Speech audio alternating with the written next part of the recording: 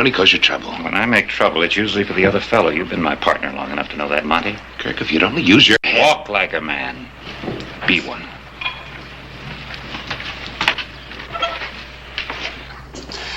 Until the lawless element is stamped out, there can be no legal trade in beef in Tombstone. Why don't you print the truth once in a while? Well, Stevens, we were just talking about you, weren't we, Charlie? None of your sarcasm, Clybourne. Kirk's one of the biggest cattle brokers in town. When he talks, you listen. The sheriff's been hounding hard-working cowboys, calling them rustlers. But the people knew the facts about Hollister, instead of the lies you print in that filthy sheet. Get out of my office. Not till you promise to print the truth. Well, now that I've always done. All right, if you're going to print lies about me, I'll see that you don't print anything at all.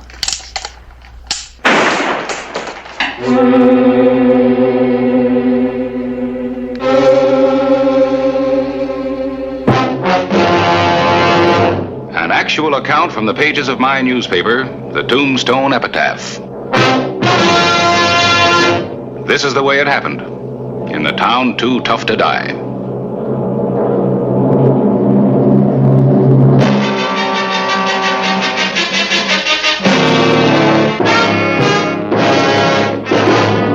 Tombstone Territory.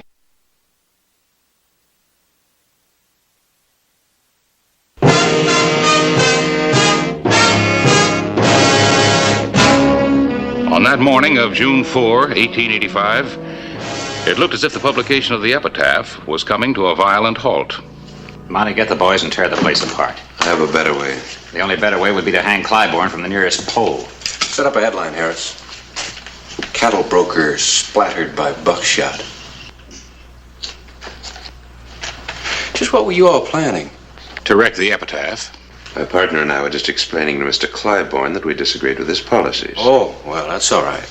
So long as you do it peaceably. You ain't so peaceable, running my best beef suppliers out of the territory. All your beef suppliers are rustlers. Everybody in town knows that. Because he tells them. You push people around, he turns you into a tin god for doing it. Get out.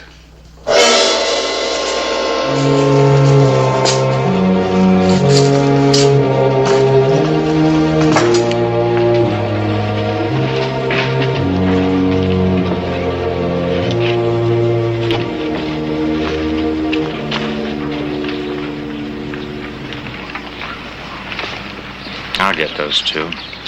Trouble with you is you can't forget your past. My past? At least I didn't spend all my time in all the saloons back east. Kirk, you're going at this all wrong.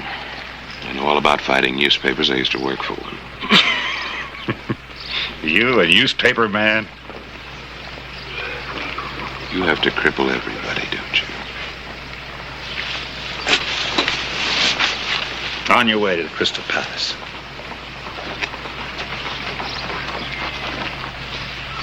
Newspaper man?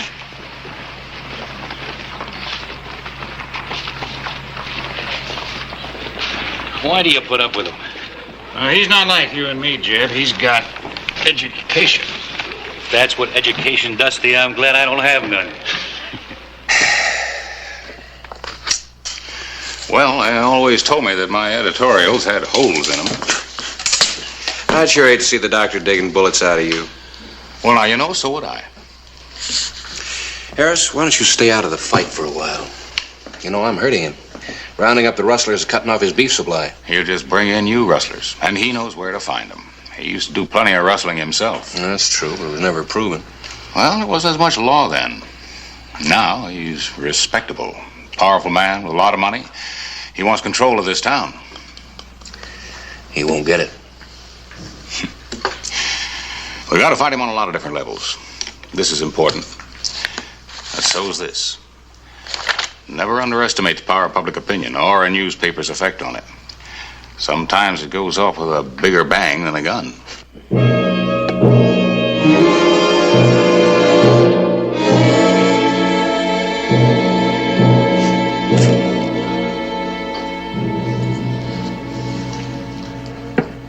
You really don't know very much about me, do you, Kirk? Oh, what's there to know, Monty? How many quarts a day you can put away?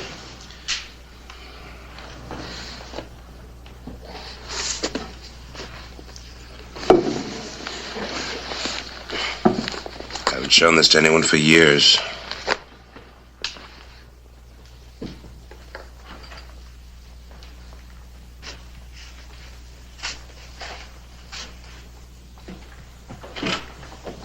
Montague Davis. So you did work on a newspaper. Managing editor of the Baltimore Observer. How long? Nearly 2 years. What happened? Well, Never mind, you don't have to tell me. after Baltimore, I tried Chicago. And I sort of lost interest. That's when I started to speculate in the cattle market. Lucky thing for both of us. Kirk, I want to get back into the newspaper business. What? Oh, we got the sweetest setup in the whole world. Get rid of the sheriff and the epitaph, we'll run the town. The politicians back east have a rule. Don't fight a newspaper unless you own a newspaper. You can own one, Kirk. Newspaper? Sure. And I can run it for you. You can control public opinion, have anything you want. Get rid of Hollister, you can become mayor. How come after all these years you got the itch again? Each of us has to try to be a man in his own way. If you say so, Kirk, I'll start ordering the stuff. We'll call the paper the Bugle. It'll sound taps for the epitaph and the sheriff. Maybe.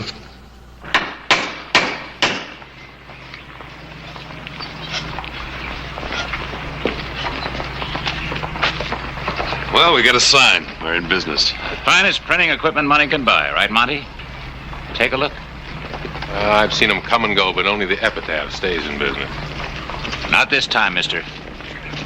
Good morning. Oh, wait till you read the Bugle, Claiborne. Oh, I don't mind competition. I only hope your paper has more integrity than your catalog. Come and get the first issue of the Bugle this afternoon. Free with these handbills. Compliments of Kirk Stevens. You know there's no shooting in the town limits. Give me a gun. You'll have to get it. Folks, listen.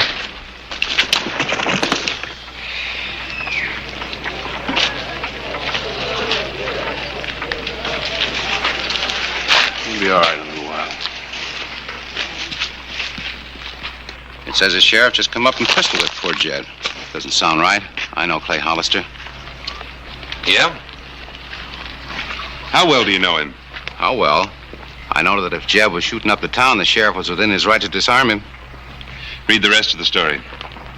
It says that all Jeb Crowley was doing was shooting off blanks. Oh? Look at the editorial. The Bugle believes the one newspaper town does not get all the facts. The epitaph has been suppressing much news. Now Tombstone will know the whole truth. And you got a point there. The epitaph's been doing real good. But if we had two newspapers, I suppose they could keep tabs on one another. I'd like to sell you an ad in the next issue of the Bugle. Well, I'm spending all I can afford now on the epitaph. Well, you're paying $10 for your ad in the epitaph. I'll give you the same space for $7. Yeah? Well, I'll give you a try.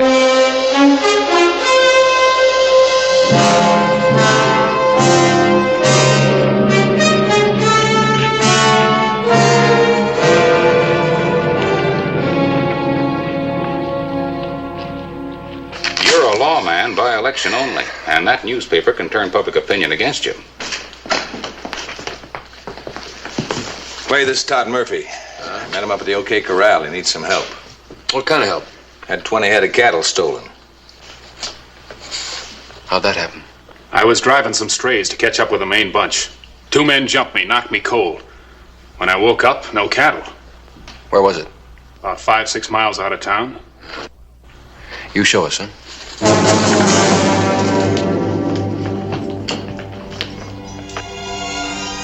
The afternoon of June 14. 8 miles north of town, Clay Hollister spotted the stolen herd.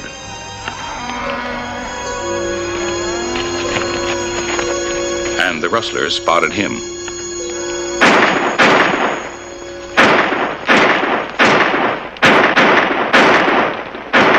Sheriff, he's hit. Sheriff.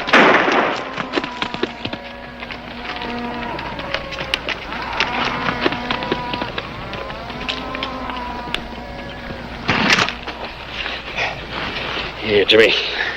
Let me see that shoulder. Is he hurt bad?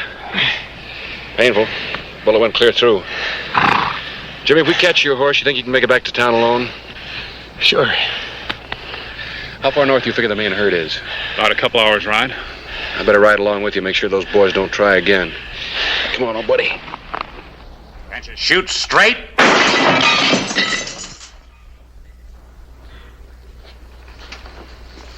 Like that. Go on. Well, the sheriff and the other guy drove the herd off. We figured it didn't pay to follow. You were right. You can't fight Hollister with 6 guns. We'll get him. Nobody saw where the cattle went but you? That's right. The deputy rode back towards town. You had the ownership papers with you to prove you were in rightful possession of the cattle. We worked the way Kirk taught us to. We can turn this against Hollister. The only thing I want to turn against Hollister is a gun. Kirk, if you'll only have a little patience. Stick around, boys. I may have a job for you.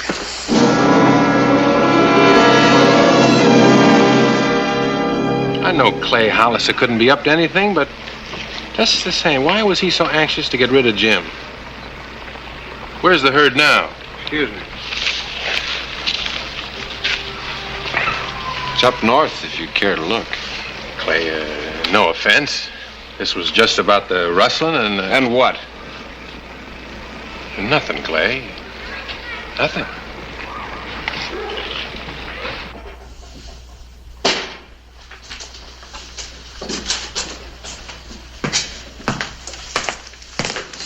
Gentlemen,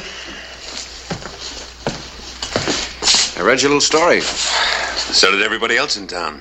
Our circulation's improving every day. You say these rightful owners were deprived of their cattle? That's what they told us. They showed us papers to prove it. In other words, you're accusing me of rustling. Rightful owners, where do you suppose I can find them? How do we know?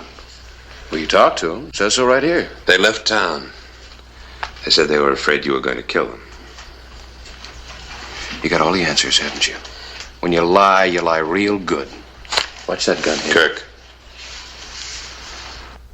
Hollister, when are you going to learn? You know, you just can't walk in here and threaten honest citizens. What are the people going to think when they read about it?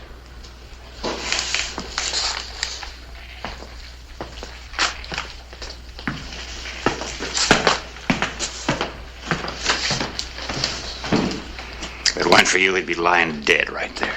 We're killing him with words. Seen this? Mm-hmm. I'll say this. Somebody over there knows how to put out a paper. Harris, when are you going to lower your subscription rates to match those of the Bugles? Wish I could. It's impossible. Maybe they've discovered a new law of economics. How to show a profit while operating at under cost. Well, it seems to me like one man should be able to put out a newspaper just as cheap as another. Kirk Stevens is paying for the losses of the Bugle out of his cattle proceeds. Maybe Stevens is just a good businessman. Anyway, you can't expect us to pay extra for the epitaph when the Bugle's just as good. And maybe a little more impartial. Impartial? How do you like that?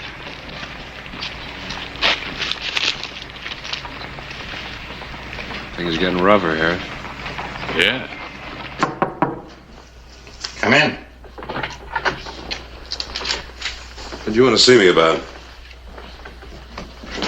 Got a piece of news for you. Not for publication. Biggest deal I've ever made. 5,000 head are being brought across the border. I made arrangements to buy them for $1 a head. I'll get in touch with McHenry in Chicago. Probably be able to get $10 a head for him. Well, there's only one trouble. McHenry never buys stolen cattle. Our customers never know where the beef comes from. Well, suppose the epitaph started digging into the deal. You got to put them out of circulation. Now. I wish we could. We're beating them, but it's going to take time. We've got no time. Kirk, I hope you're not going to do anything that's going to get us into trouble. Look, we own the Bugle, don't we? Whatever happens to the epitaph, we report in our own way. I'll be down later on to the newspaper to give you the story. All right, Kirk.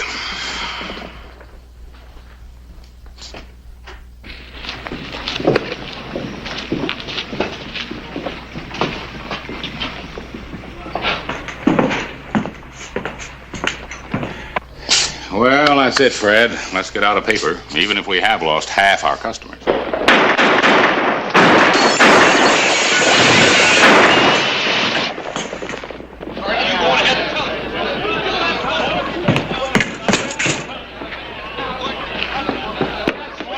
Clay!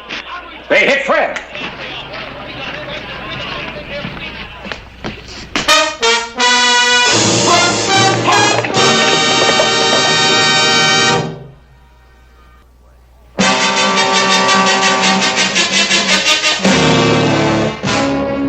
June 20, 1885. Fred's body was moved to the undertaking parlor.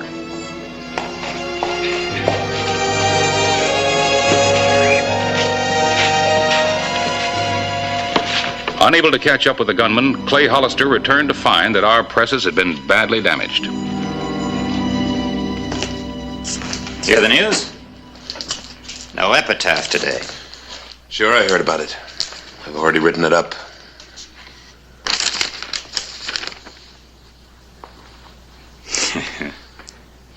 Well, this is good. You make it sound like Hollister doesn't want to catch the killers, may even be behind the shooting. It wasn't easy. I'm not sure you should have done it. Put the epitaph out of business, didn't I? By killing an innocent man. I was after Clybourne. Since when do you care about killing? I'm only warning you for your own sake, Kirk. Don't take any more chances. Somehow I liked you better when you were spending your afternoons at the Crystal Palace. I'm trying to make a big man out of you, Kirk. Please don't spoil it. First you make a man out of yourself.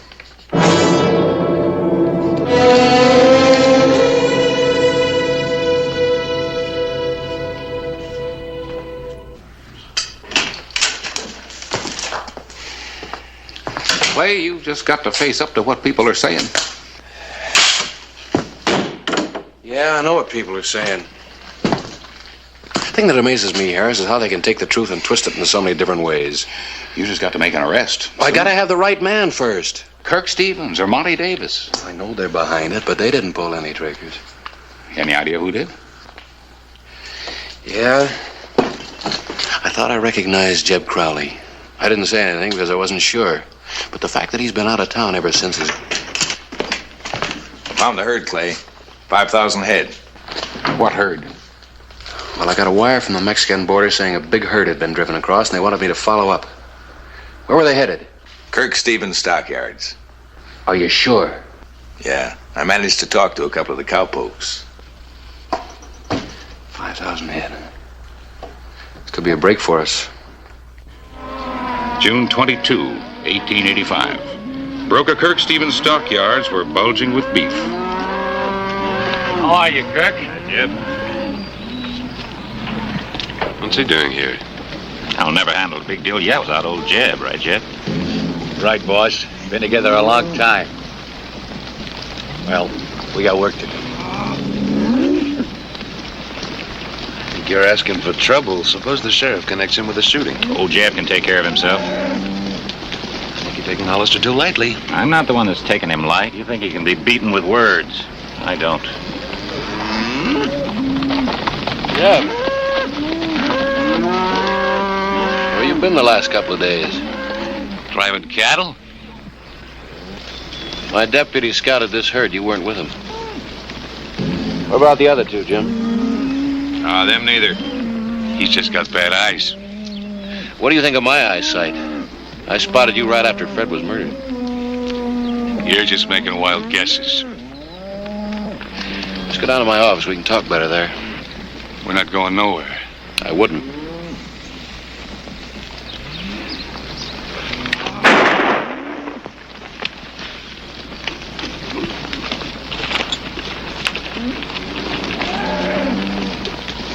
He's still alive. Get a doctor, Monty. If you didn't have that gun pointed at me, I'd kill you right now. I'm gonna leave Jeb in your custody. I'm not worried about you going too far. You two. You!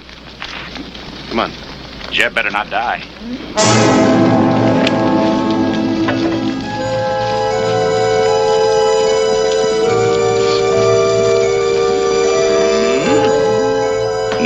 June 22. We worked desperately to get the press running so the Epitaph could tell the true story of the shooting at the stockyards. The Bugle hit the streets first. And so, people of Tombstone, how many more shootings will we let our gunslinging sheriff get away with?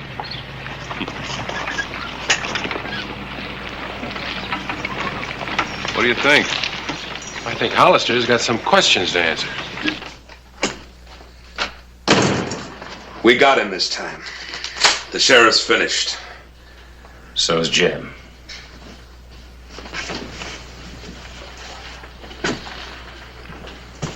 What are you gonna do? He was one of my boys. The people will take care of Hollister. They'll throw him out of office. Kirk, you go after Hollister now and you're gonna ruin everything. Everything the Bugle and I have done for you.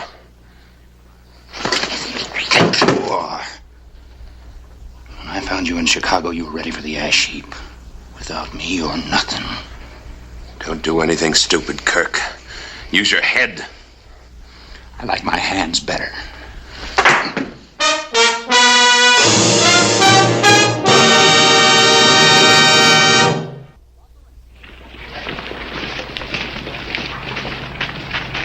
Hollister?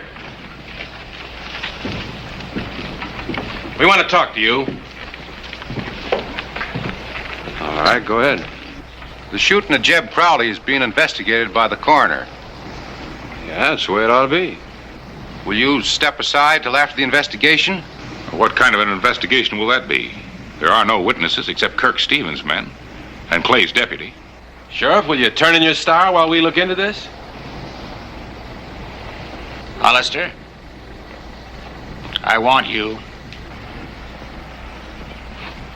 You heard what the man said.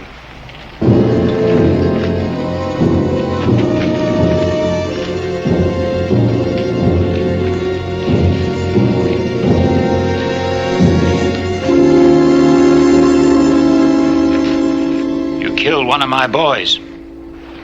That's right. He drew on me. And you're a liar.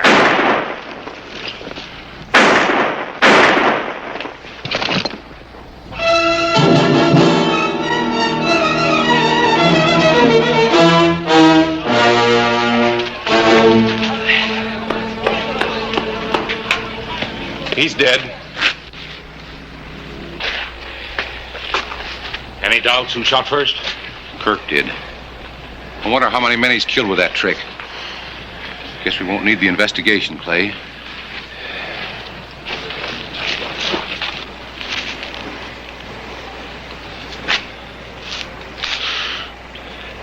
And he wanted to own the town. Now all he's got is a piece of Boot Hill.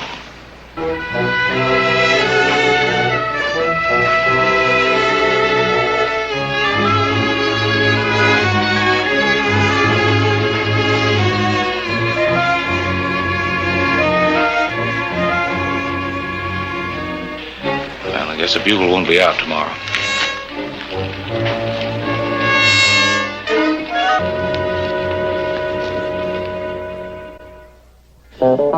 Whistle me up a memory, whistle me back where I wanna be, whistle a tune that'll carry me to Tombstone territory.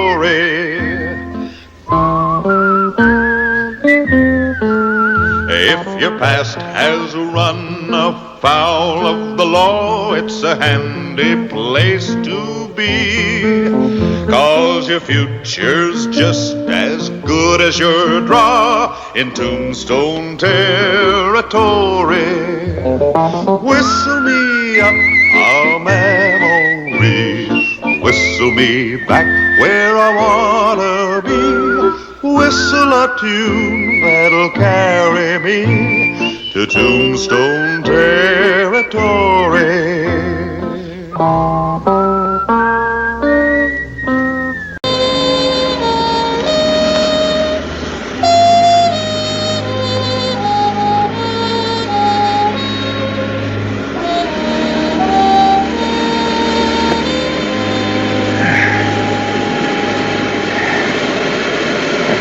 mean everything. It's one thing to rob, but why do they have to kill just to kill? Why do mad dogs bite? And Clay, how is it a little handful of Apaches can keep getting away from the Army all the time? There's just got to be an answer somewhere. There is. Geronimo. An actual account from the pages of my newspaper, the Tombstone Epitaph. This is the way it happened. In the town too tough to die.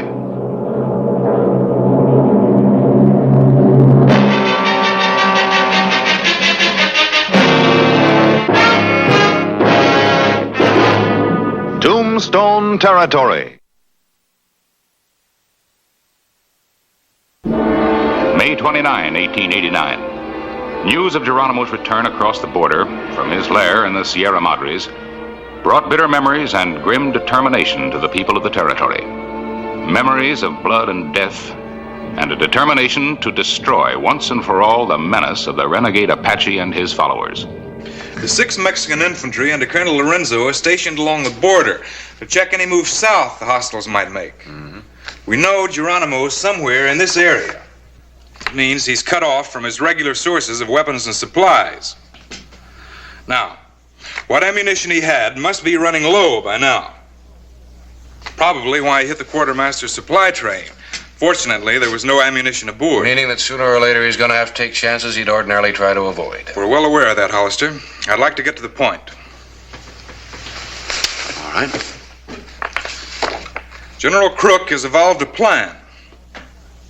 Each town will form a patrol unit under the direction of local authorities. These units will patrol different areas until the hostiles are sighted. That's a good plan. Yes.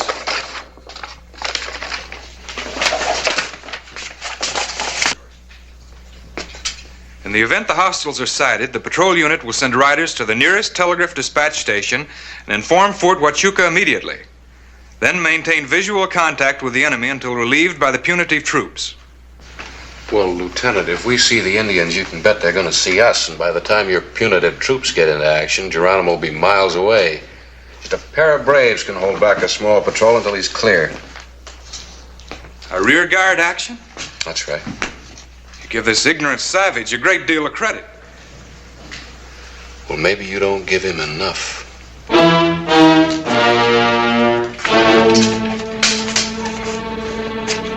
Fortunately, the Army is unimpressed by legends of the invincible Apache.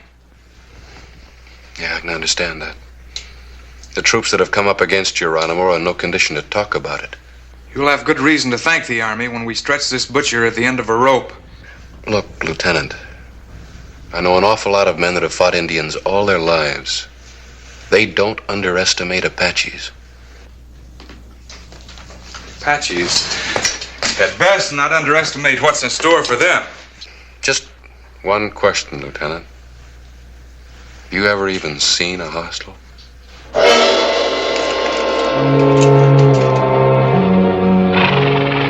June 2, 1889. Sheriff Hollister and his men had relentlessly scoured the mountains for the wily murderer Geronimo. Well, try down south tomorrow. See it sun up.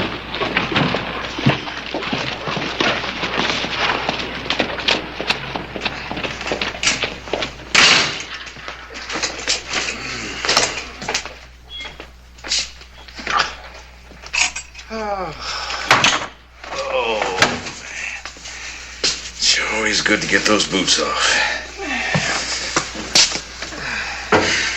You know, it's a funny thing. Most people get their backside sore straddling a horse 8 to 10 hours a day. But with me, it's my feet. Never could understand that. Well, maybe it's because you keep trying to put those size 12 feet of yours in a size 9 boots. Wait, Clay. Oh, shucks. Don't your feet ever get sore? Yeah, I just get saddle sore. You better get some supper. Get to bed. Sun up, remember? Yeah. Well, Wonder if that Geronimo ever sleeps. I don't know. If he does, I'd sure hate to have his dreams.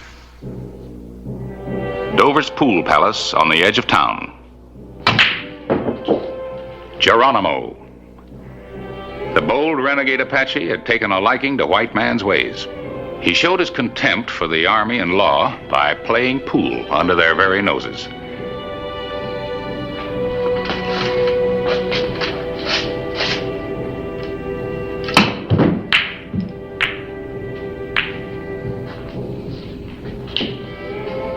Geronimo held the proprietor captive while awaiting a supply of ammunition from a merchant named Kiley, long suspected of illegal traffic with the Indians.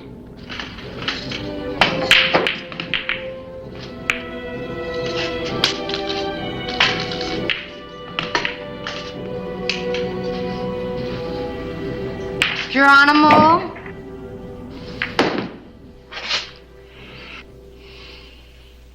You make me miss. This comb. The only way it would look good on me is with one of those lace shawls. I can't wear it this way. You have the comb. Is not that enough? Our friend might bring some shawls with him tonight. He was told to bring ammunition. You want me to look pretty, don't you? There will be shawls. Now, woman, let me play this game in peace.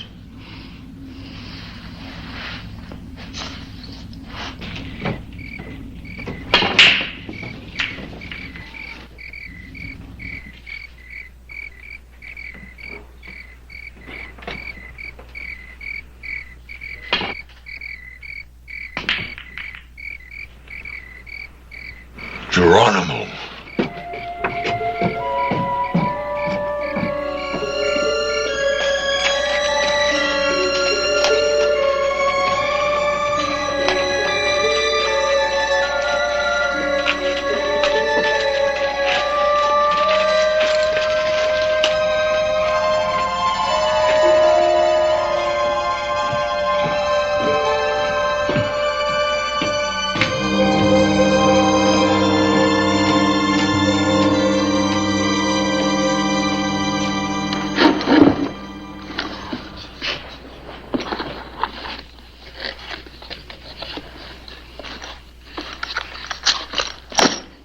How much did you bring? 1,550 rounds of 45-70s and 2,000 rounds of 44-40s. That's better than I thought I could do. It's hard to get prime quality ammunition in such quantities. But I know you want the best for your warriors, and that's what I brought. Anything less would not be wise. I think you understand that. I'd never sell you anything but the best. Never. The agreed amount. Thank you, Geronimo. A man likes to know his friends appreciate him. The shawls? Let us consider these womanly things a token of your friendship. Friend. I consider it an honor, Geronimo. Take these.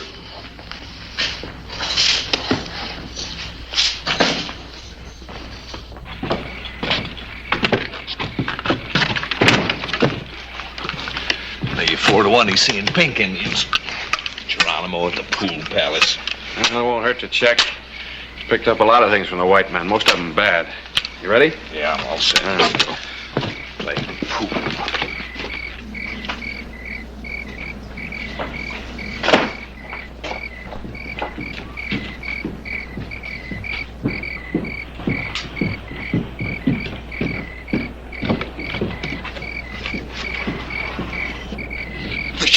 The sheriff. Tell Geronimo the sheriff's coming.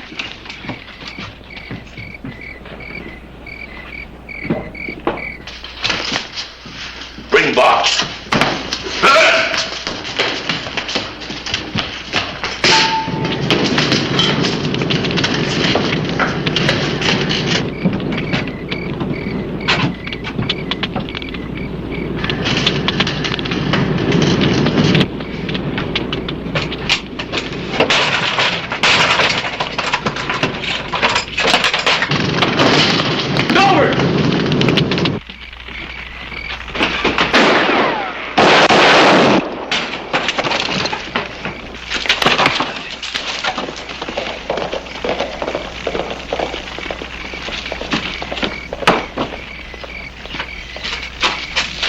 come on out of there with your hands up.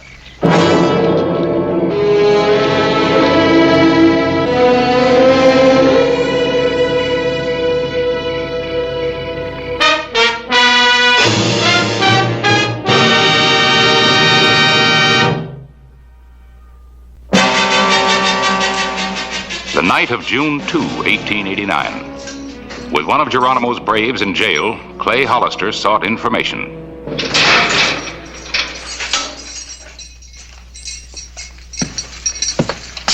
Sit down.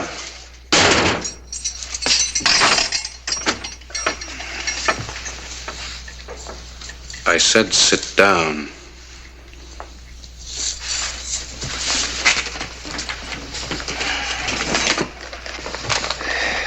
How long have you known Geronimo? Answer me. You don't have no right to arrest me.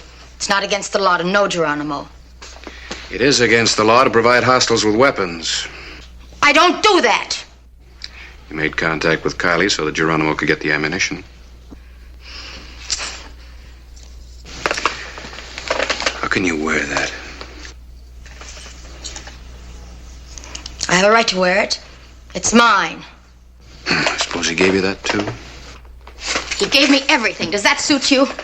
I wonder how many women died so that you could wear the jewelry stripped from their bodies. You try to scare me. It won't work, Mr. Sheriff. I think you and Geronimo deserve each other. Went to Kylie's store, Clay. Afraid it was no use. Too late? Yeah. Time we got there, he cloned the coop. The store was wide open and the cash box on the counter was empty. They won't get far. Learn anything? Well, let's lock her up. No, Jimmy. Give her a junk and get her out of here. You heard what he said. Pick up your stuff.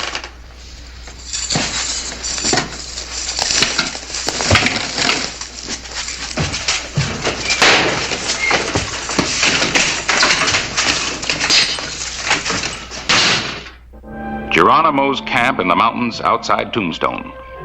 The Apache killer and the merchant Kylie made an incongruous pair. I stayed as long as I dared, Geronimo, but when I heard they'd found that ammunition case, I had to work fast. I only managed to save a few dollars. I don't know what's going to happen to me now. My braves. What of them? Tell me. One's dead and one's in jail. But what'll happen to me? My business is gone. My good name. It's terrible. You've got to help me, Geronimo. Lend me money so I can start someplace else. Now, Indians believe in helping a friend in trouble, and you know, I've always been a friend of your people. Always a fair deal and the best merchandise. My people do all for those they know, who are their friends. Seize this carrion. No, Geronimo, I am your friend. Friend, to you the Indian is nothing more than a fool. To be cheated, robbed of what little he has. No. Kill him. No, Geronimo.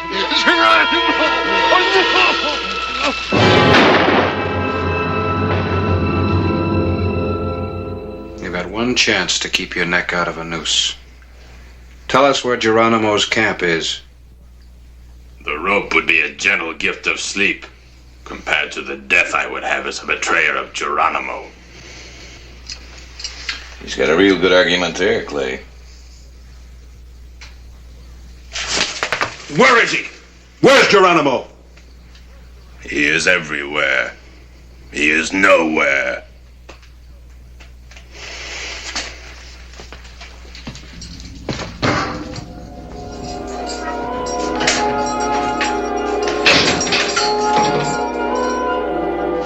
The morning of June 3. 4 miners stumbled into Geronimo's hands.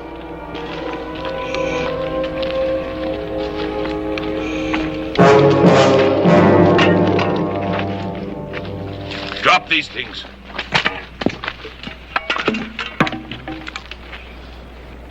One of my braves has been slain. I will kill 2 white men in return. These two.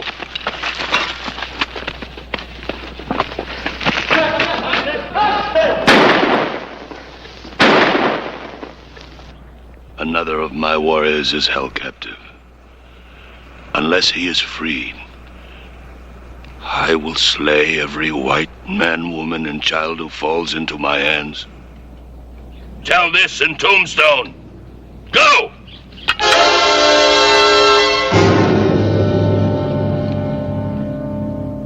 The afternoon of June 3.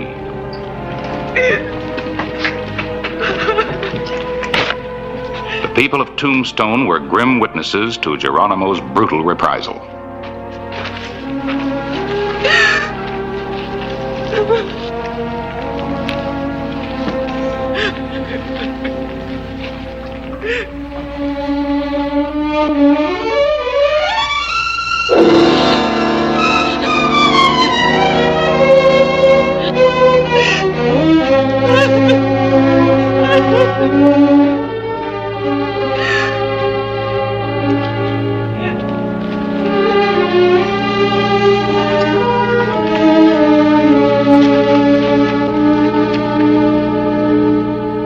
June 4, 1889. Lieutenant Forsyth and his patrols had made no contact with Geronimo. He came to claim the prisoner. My instructions are to guard your Indian prisoner until a detachment arrives to take him into military custody. Those orders are direct from the commanding officer. That brave isn't free. A lot of innocent people are going to get killed. Miners, homesteaders. Must be hundreds of them in the hills around here, and Geronimo will slaughter them as fast as he can find them. I gotta let him go.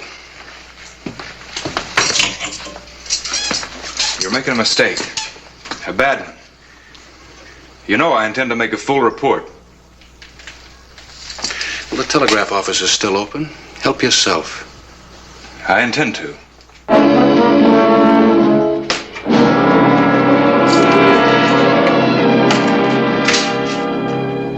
Sheriff?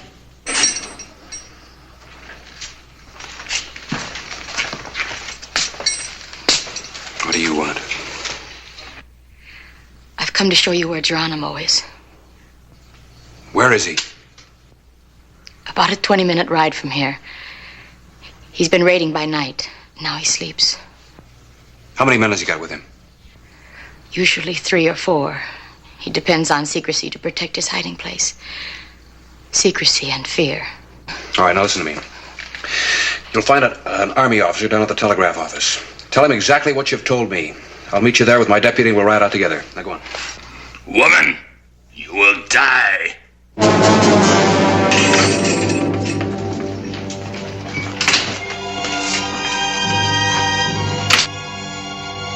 The afternoon of June 4, 1889. Dolores led the men to an isolated cabin tucked in a draw of the Mule Mountains a few miles south of Tombstone. Where are his guards?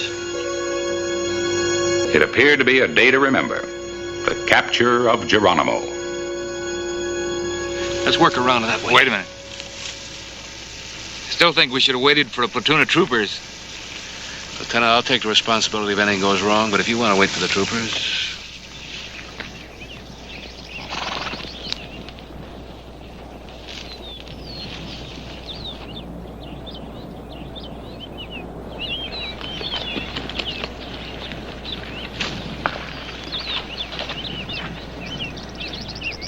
We gotta get him before he knows what hit him. Otherwise, we'll get it from both sides. Simple enough.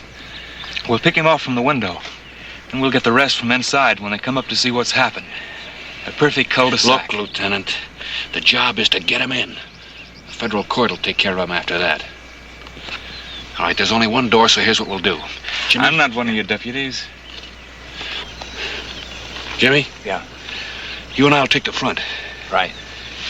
If Lieutenant Forsyth will be good enough to keep an eye on that window.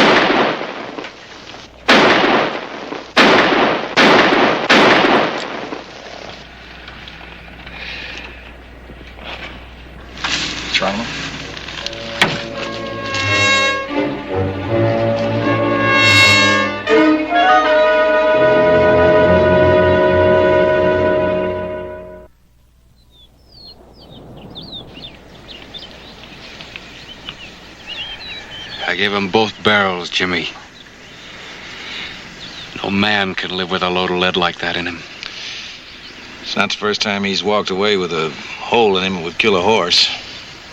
Well, maybe next time, Clay. Maybe. Thing is, how come a killer like him leads a charmed life?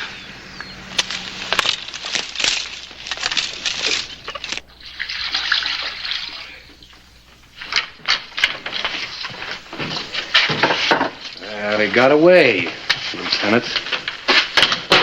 You almost had your moment of glory. What's your report gonna say? It wasn't. I made an error in judgment. I shall report it as such. You know, Clay, her life ain't gonna be worth a chewed plug as long as Geronimo's running loose. We'll see that you're protected. You have my word. There's no need for that, Sheriff. I found what really matters once more. It'll be good to return. To return? To where I was raised as a child. To the convent of St. Teresa. Dolores returned to the convent of Santa Teresa. The notorious Geronimo was never actually captured. When he was old and tired, he voluntarily surrendered to General Crook and returned to the comforts of the reservation.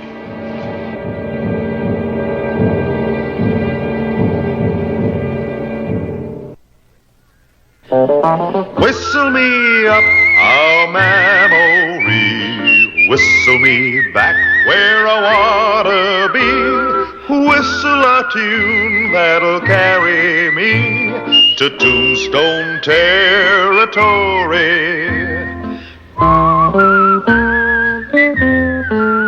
If your past has run afoul of the law, it's a handy place to be, 'cause your future's just as good as your draw in Tombstone territory. Whistle me up a memory, whistle me back where I wanna be, whistle a tune that'll carry me to Tombstone territory.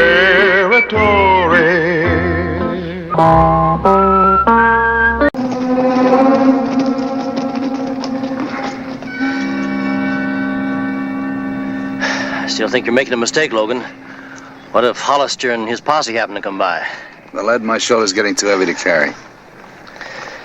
Give me the saddlebags, man. Come on. The way you act, someone could say you don't trust us. $10,000 is a lot of temptation. I wouldn't want you boys running out on me. Oh, we'll be around. We'll be back Wednesday morning. And you better be there. I'll be there.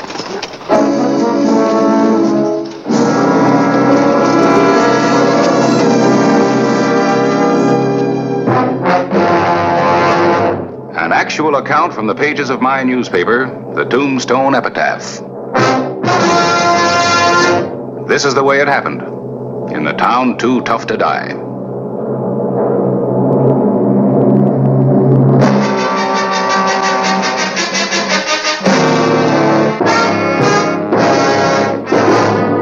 Tombstone territory.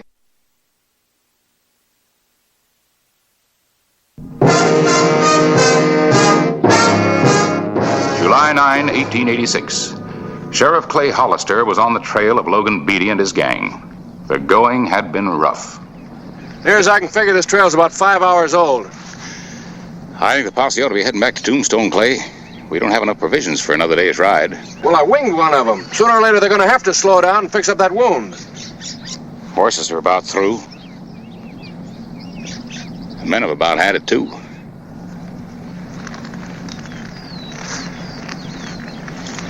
All right. You men head back for Tombstone. Now, what about you, Clay? I get some provisions at the Danbury Ranch, then ride into Fairbanks, get a fresh posse there. Much obliged for your help, Paris. I'll check with you when I get back.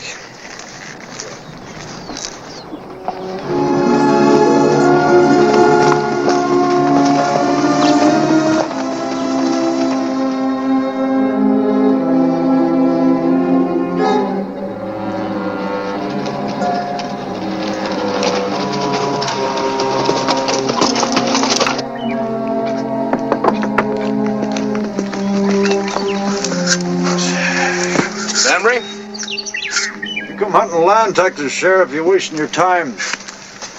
You got no money. No, it's nothing like that. I was hoping you could let me have some provisions. I'd be willing to pay. Pleasure to be of service to the law. As long as you get paid for the effort. What do you get for a drink of water? Water's free. Good book says to help those in need, but it don't hurt to be practical about it. You or anybody else. Anybody else? I got myself a temporary boarder. Fellow rode in this morning, gave me $50, put him up for a couple of days, give him some medical attention. Claims he was ambushed. Where is this man? In the bedroom. Is he wearing a gun? No, I took it away from him. That's good. Guns are the tools of the devil, like so many other things. All I keep around myself is a small bore in case I scare up a coyote. I'd like to meet this man.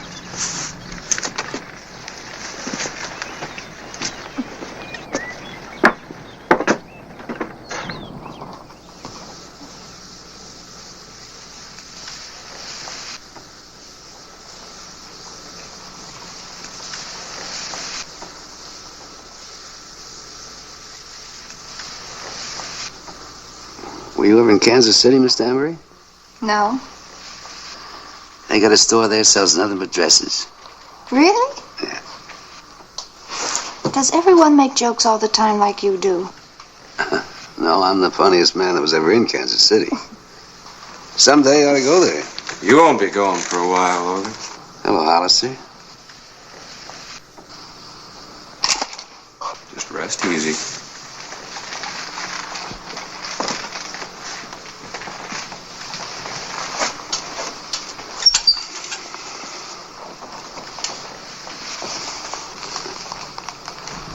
It's a family heirloom. Like this lucky piece. I rest better when they're near me. Has he done something wrong? Yeah, he held up a bank in Tombstone. Wounded a clerk. No. An outlaw under my roof? Where are the others, Logan? They said I was holding them back. Did he ride in here alone? I was out in the yard. I didn't see anyone else. You got me caught, Hollister. Why would I lie to you?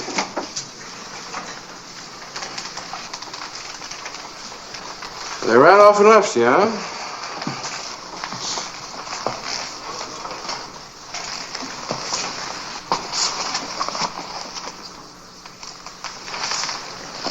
Left $10,000 behind. Where are they, Logan? Sheriff, can't you question him later? He's in pain. As you sow, so shall you reap.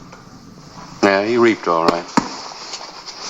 I'll need a lighted lamp to sterilize this. Seems only fair that since I put the bullet in, you ought to be the one to take it out. How is he? Nothing wrong with him. A couple of days' rest won't cure. I don't want him under my roof. This is a God-fearing house. Let the sinner seek the comfort of his own kind and not sicken others. It's a long ride back to Tombstone. Wouldn't want that wound to open up. He might bleed to death. The righteousness of the perfect shall direct his own way. The wicked shall fall by his own wickedness. But the man came to us for help, Pa. It wouldn't have been Christian to turn him away. He's a thief and a murderer. He deserves the worst that can happen. There's nothing too good about Logan's past, but murder isn't one of his accomplishments. I know his kind has never done a hard day's work in his life. I thought we could all use some refreshment. Oh, thank you, Miss Danbury. Looks like I'm going to have to impose on your hospitality for a couple of days. We're pleased to have you here, Mr. Hollister. You think he'd like a cup? Oh, I'm sure he would. I'll take him some. Sheriff wants him to have any, he'll take it in. Leave the girl alone, Alan.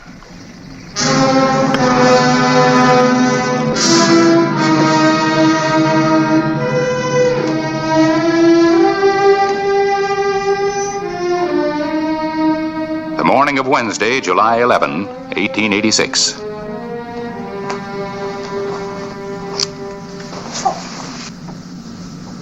You certainly don't take any chances, Sheriff. No. My job, you live longer if you're careful. And don't put too much faith in good luck charms. I want to talk to you about that. What's wrong with Logan giving it to me? He should have kept it for himself. He's going to need all the luck he can get. Keep away from him, Kay. You sound just like my father, Mr. Hollister. He's got a long prison term ahead of him. Hollister, there's one thing you should know. You're never going to put me in prison. Only one man ever locked me up. That was my dad when I was 7 years old. I remember I beat my hands bloody trying to get out of that dark cellar. It was a whole lifetime ago. I still dream about it.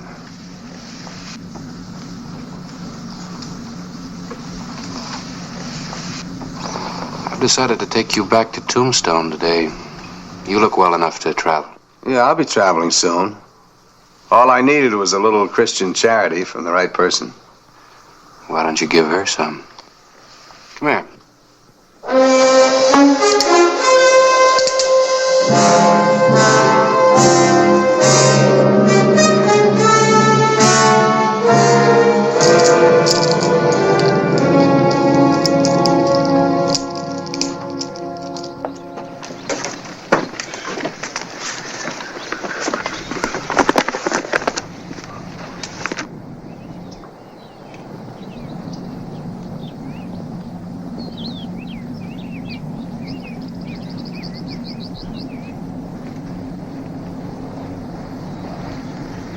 I'll never forget you.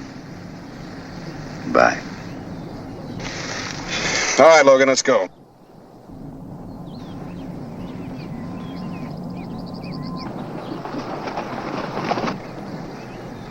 You'll never take me to Tombstone now, Hollister. You're a day late. Yesterday you might have made it, but today, those are my boys. Back in the house. Everybody. Move!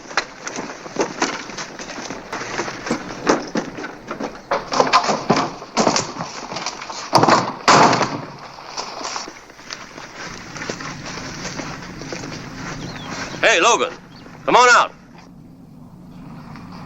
Tell him you're my prisoner. Sheriff Clay Hollister's in here with me. Well, what do you want us to do? Well, there's no sense in having a gunfight. I'll be out in a few minutes.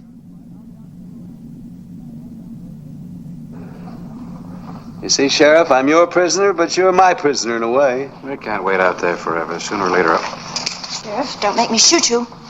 But I will if I have to. You're taking leave of your senses, girl? I want to go with you. Your father's right. You've taken leave of your senses. I can't take you with me, don't you see? For the first time in my life, I do see. And I want to go with you. All right. Let's go. Try to make him understand.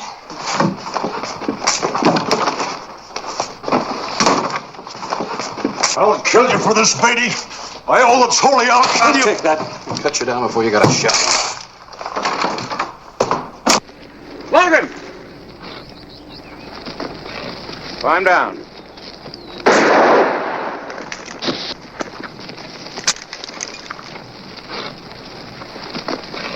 Kay! Get out of the way! Get out of the way!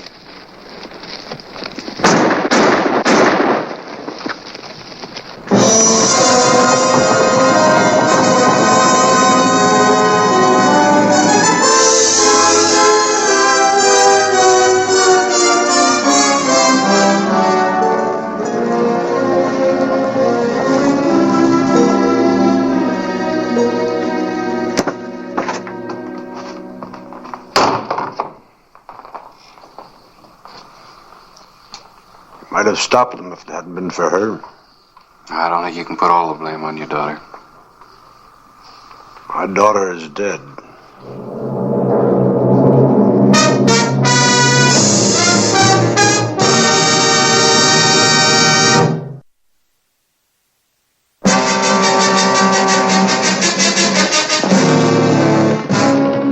The morning of July 12, 1886. Logan Beatty skirted Tombstone on his way to New Mexico. Clay Hollister came back to Tombstone for a small posse. We again picked up Beatty's trail.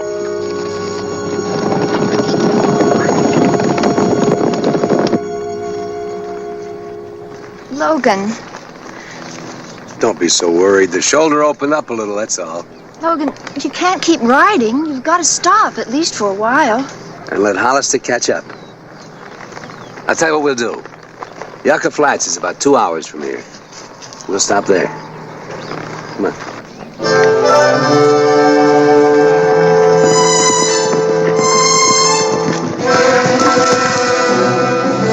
The outlaw's trail led to Yucca Flats. Wee recent Beatty was seeking the sanctuary of the New Mexico border.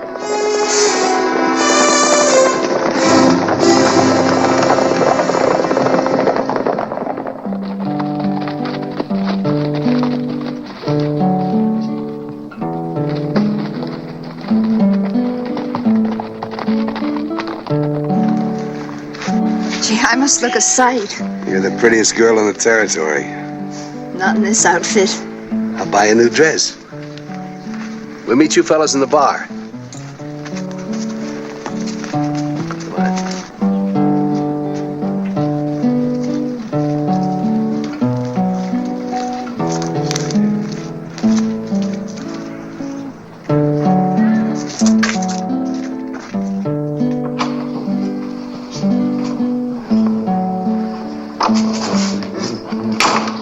A bottle, please.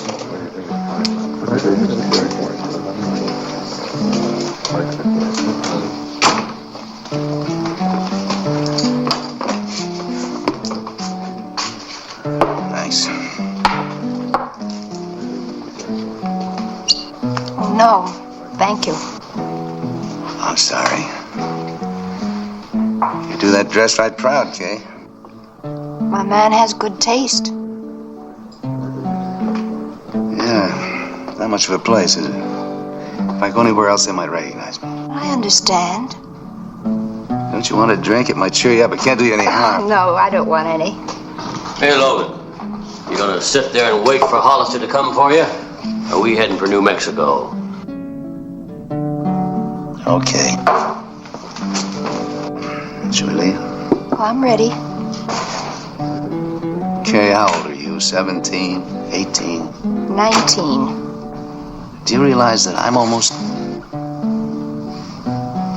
I realize that you're the man I love. Come on, let's go.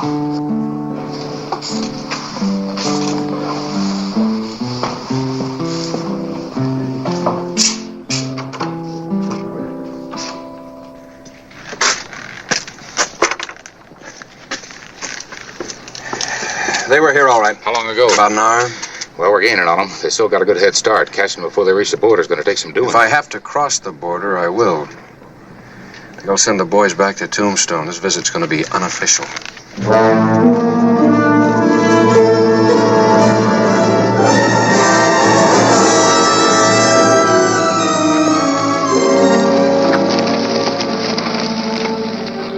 The afternoon of July 12, 1886. Red Rock, New Mexico.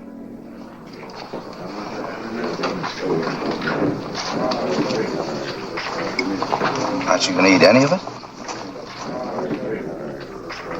I'm not hungry. I know what you're thinking. I just can't afford to take any chances. I've still got to be careful where we stop. Logan, I understand that. You don't have to explain. You haven't had any fun, have you? Give me a little time. We've had plenty of fun. And we got lots of money. And what happens when the money's gone? I get us some more. They leave this stuff lying around loose in banks. You just walk in and scoop it up. Just walk in and scoop it up. And we start running again. What other way is there? Hello, Logan. Rita, I'm busy. What's the matter? Don't I please you anymore? Look, Rita, will you leave us alone, please? Logan, she's not your type or age.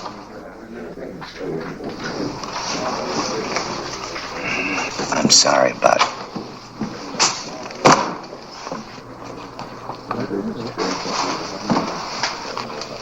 I'll cover you from here in case the others show up.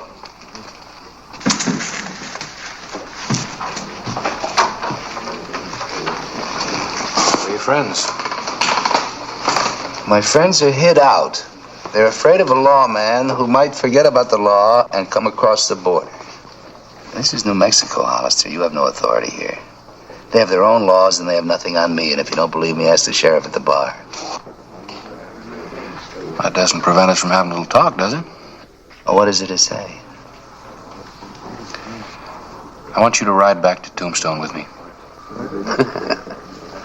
Whatever would make me want to do a fool thing like that? You want to make her happy? I figure the best way to do that's by staying out of jail. Taking her to places like this? Won't always be places like this. When has it ever been different? I think she deserves something better.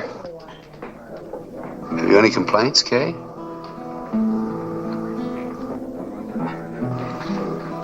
If he did go back, what would happen? You'd have to face a robbery charge.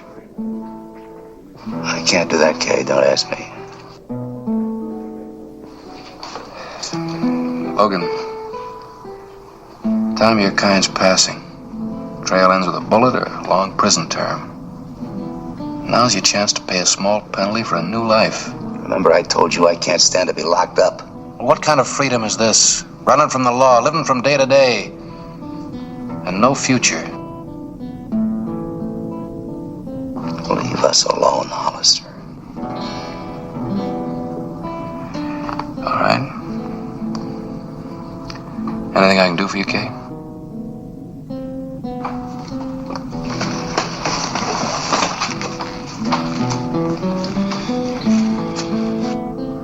Let's go back. I can't. Logan, maybe you can walk into a bank and scoop up some money. But what happens if this kind of life runs us out of love?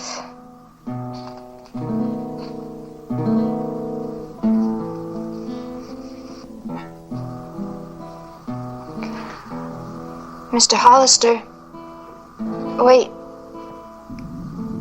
I'm going back with you. Kay. Every time that you rode off, I'd wonder if I'd ever see you alive again. And we'd end up hating each other.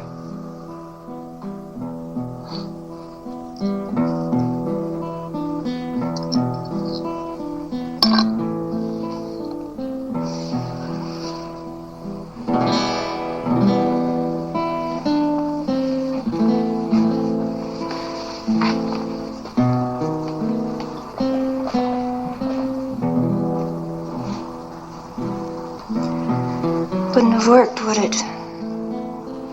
He'll come back if he loves you.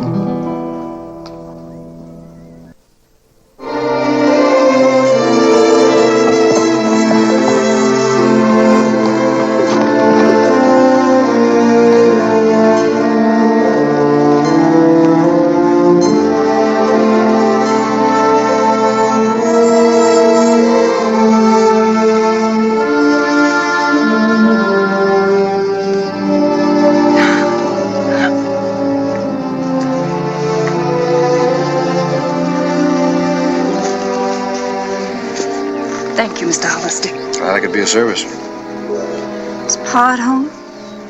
He went into town, but he should be back very soon now. I better start supper. You'll stay, won't you? Thank you, Miss Danbury.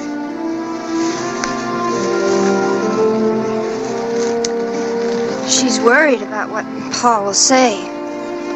How about you? I'm not any longer. I think I'll ride out and meet him.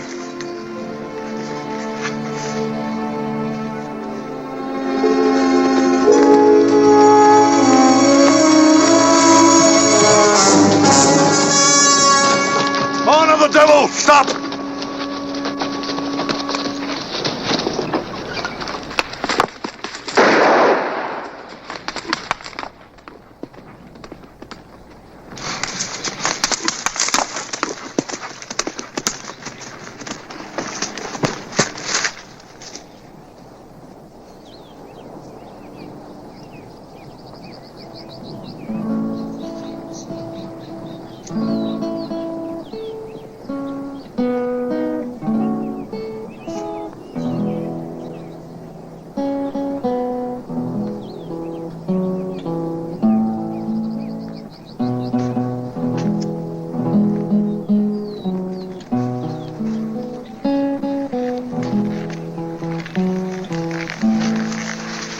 He was coming in to give himself up. I didn't know. Didn't he say anything? May have. I didn't hear. Maybe. Maybe you just didn't want to hear.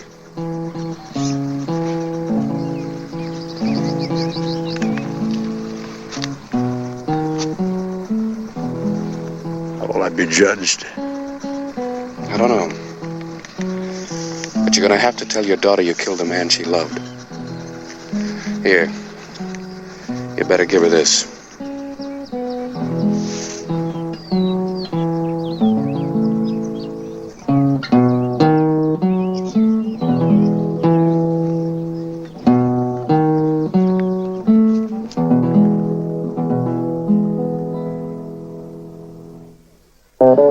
Whistle me up a memory, whistle me back where I wanna be, whistle a tune that'll carry me to Tombstone territory.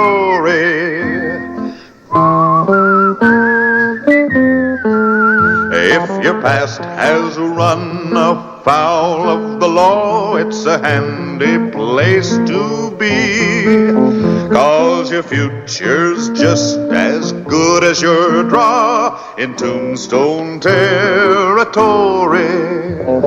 Whistle me up a memory, whistle me back where I wanna be, whistle a tune that'll carry me to Tombstone territory.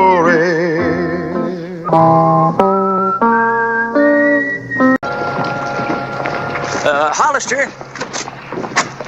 Oh, Mr. Howard. Some of us want to know what you're going to do about the outlaw element of this town. My deputies and I arrest them. But they're never convicted. They just go free to rob and kill again. Mr. Howard, I'm just the sheriff, not the judge and jury. Nobody wants to be the jury. It's too dangerous. They're afraid of what might happen if they vote to hang one of these murderers. Mr. Clyburn and I are working on that, too. He's wired Washington for military protection for him. I hope we get some action.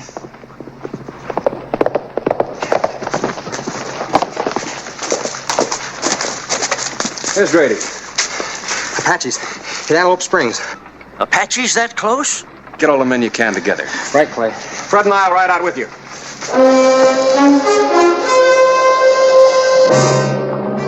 Sheriff Clay Hollister rode out with a posse to Antelope Springs, where the Apaches had made their attack.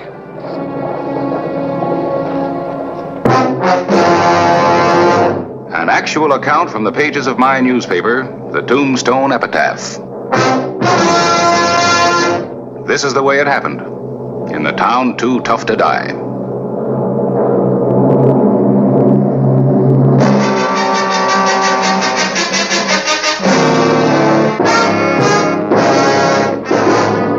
Tombstone territory. The afternoon of March 27, 1882. Sheriff Clay Hollister started his ride back from Antelope Springs. The Apaches had fled, and the sheriff had sent the posse in pursuit of the marauders. Choosing their time perfectly, two outlaws approached the mining and milling company 2 miles outside of Tombstone.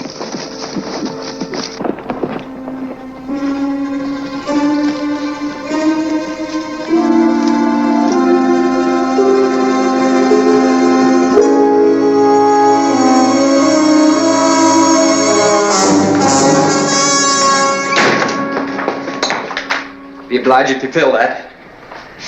Let's have it!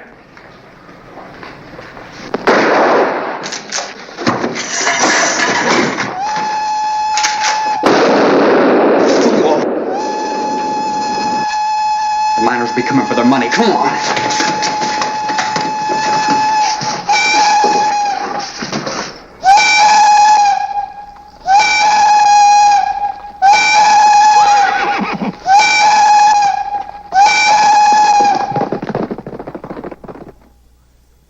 I had just finished reporting the outbreak of Apache raids on outlying ranches.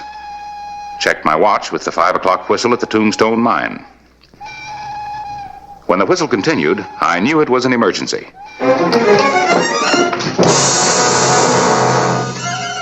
I rode to the mine 2 miles out of town to investigate. But the hold-up men had killed and vanished. I warned you about your fast trigger. You saw him go for his gun. This could mean big trouble. You don't want to have no fun, do you, Mitt? I wanted money. I didn't want to kill him. Too bad about the money. You go on to Crowley's.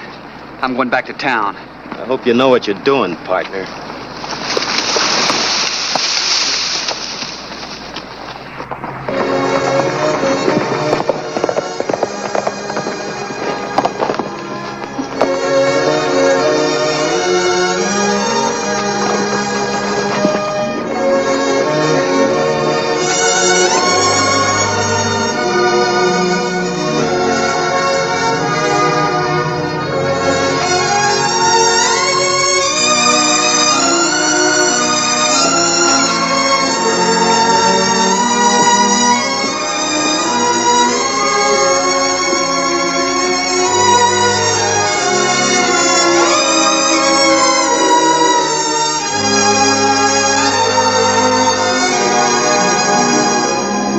When I got back, the townspeople were demanding action. They told me Clay Hollister had just returned from Antelope Springs. I tell you, they almost got me. That the hat, Clay? That's it, Mr. Clyburn. Not much to go on.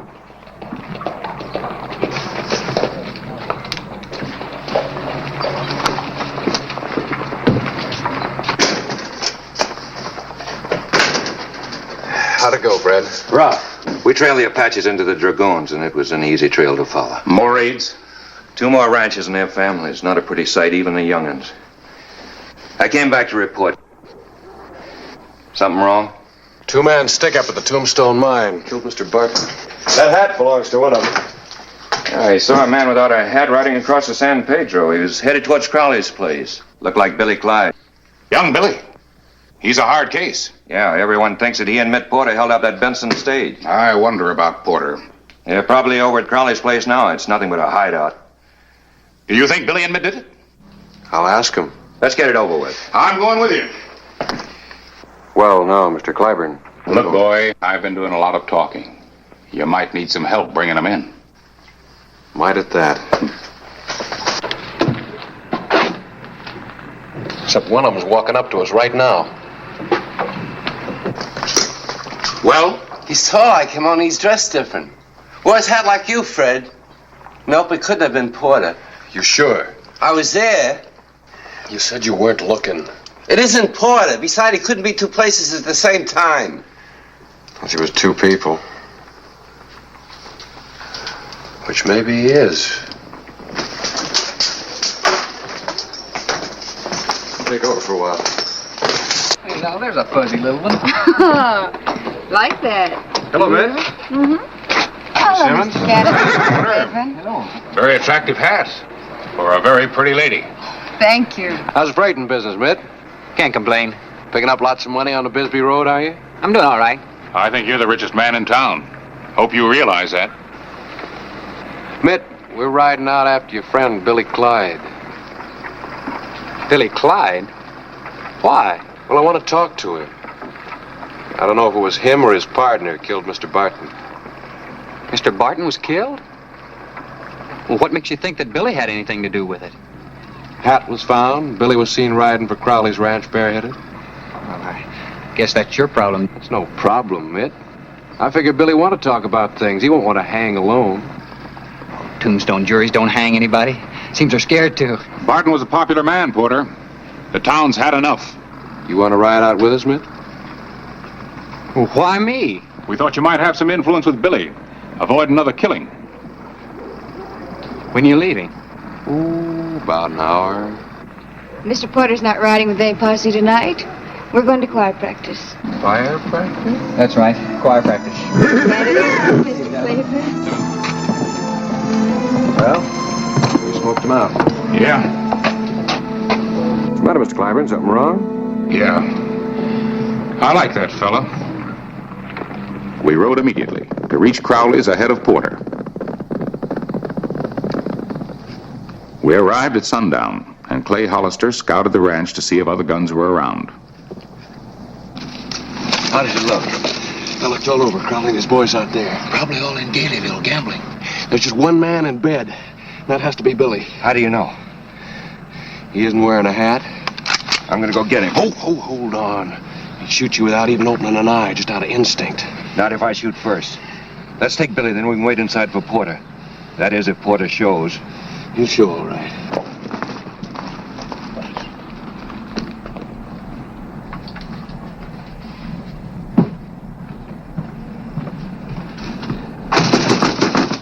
Open up, Billy.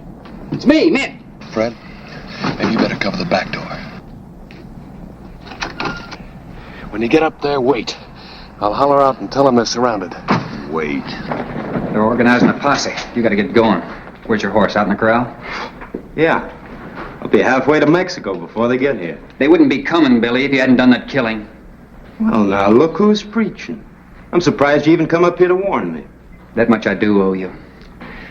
But I don't trust you. I don't believe I heard rightly. You don't trust me? That's right. I figure if they get you near the end of a rope, you'll want company. What happens if you get caught? Then who talks? You could really hang me. But you won't. I think I'd better kill you now. You got the drop? That's right. You'd shoot? I'm bad, I admit it. You don't know what you are. Who is it? You're surrounded. That fool.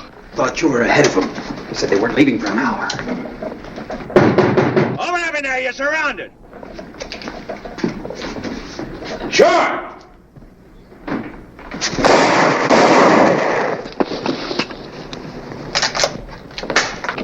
Hold it right there, Billy.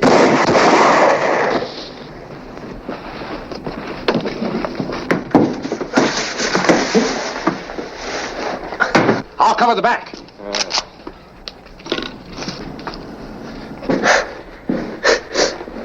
Now I know I'm not gonna hang. I don't know about you. Tell him you did the killing, Billy. Tell him. Tell him. You tell him.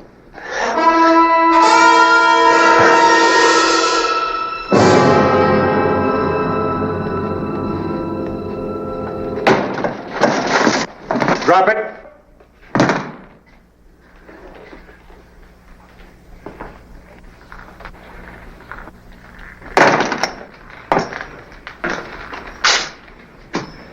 You get around, boy.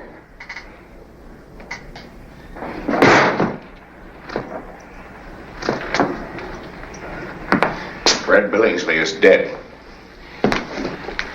I didn't kill him. I don't think you'll get Billy to testify to that. Well, I'm not going to hang. Don't be foolish, man!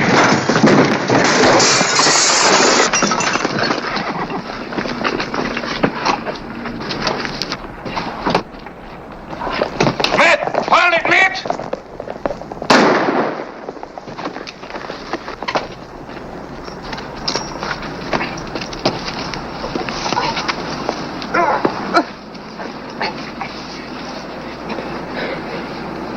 You think he'll live? Well, he's tried for murder, and then who knows?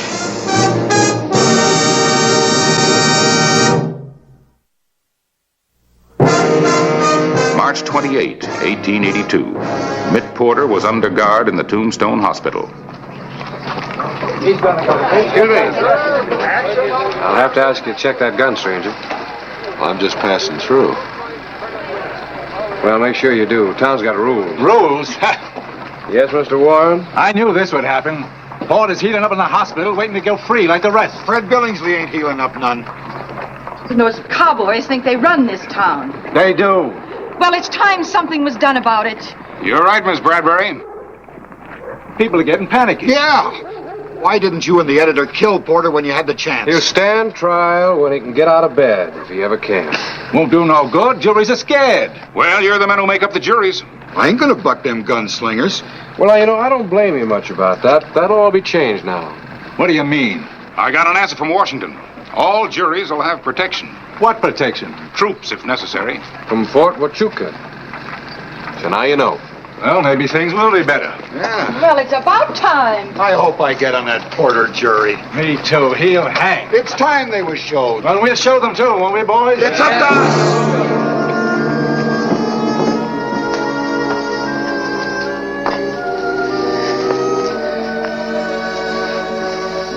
Win, I'm terribly sorry.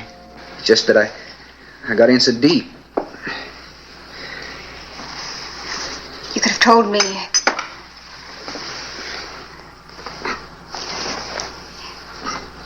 Did you kill Billingsley? No. Did you kill Barton? No.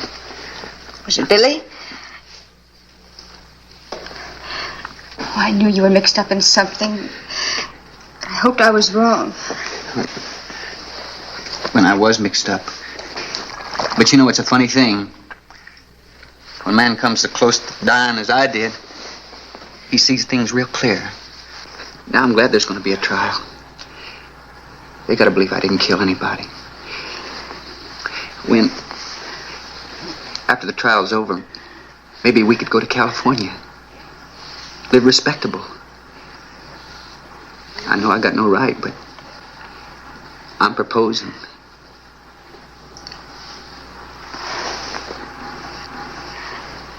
I think you're delirious. I'm not going to kill him, lady. I'm his brother. I heard you were running in bad company. Stay out of this, Dave. I'm taking you back to Texas. He's staying. He's standing trial. Lady, a bloodthirsty jury can hang a man same as a lynch mob. I'm not letting them make an example out of my brother. Come on. No, Dave. Ned, I heard them talking on the streets. They mean it. They want revenge. He's not going. If he stays, he swings. They're so stirred up they'll hang the first man they try. And it's not going to be him. I got horses, but I'll need some help getting him out of here, lady. Don't drag her in. You have a gun. If you use force, I'll have to help. I guess I'm forcing. You get his clothes? Everything all right in here? Couldn't be helped. Hurry up.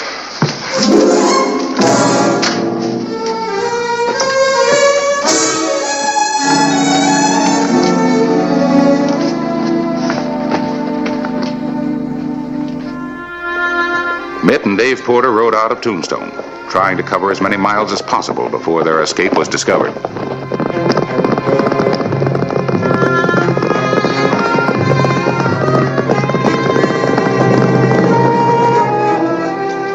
They didn't stop to rest or eat as they sought refuge in the mountains.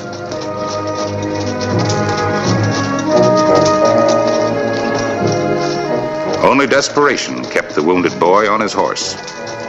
The two brothers pressed through a devil's graveyard of rocks and boulders, avoiding trails, ridges, and exposed areas where they might be spotted. Their destination, Texas, and home. The Porter boys were aware of a double danger, a posse from Tombstone, and the Apache raiders who infested the mountains and desert.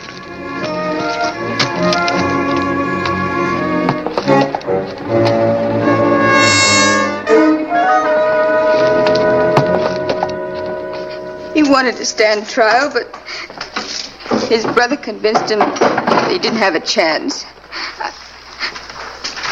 Look, it was his only way out. And I helped him.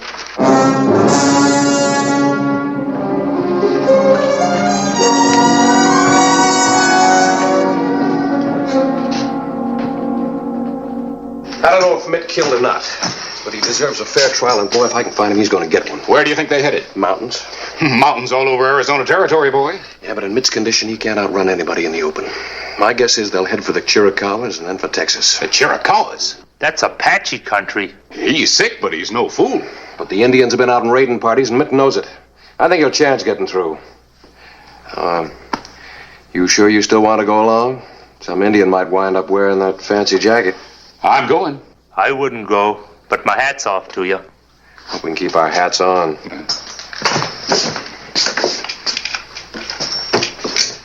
You're in charge, Sorehead.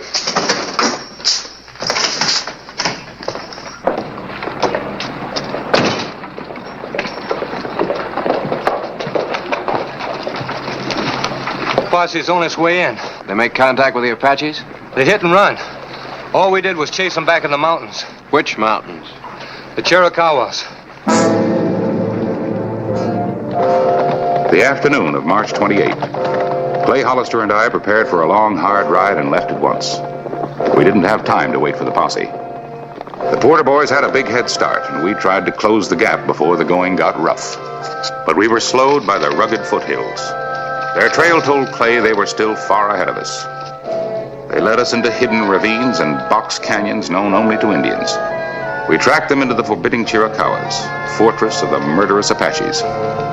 There was still no sign that they had stopped to rest or eat. It was no longer an easy trail to follow, and it would soon be night when all trails end.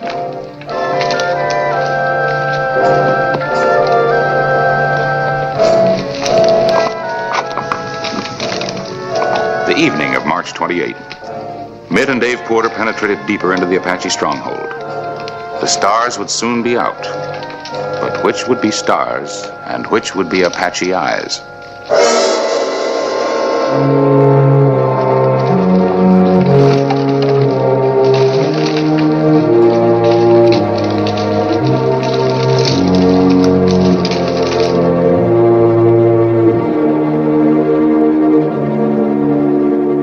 The morning of March 29.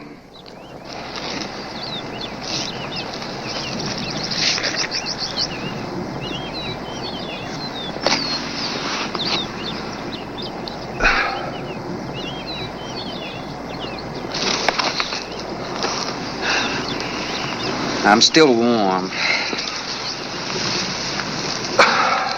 You like eating something?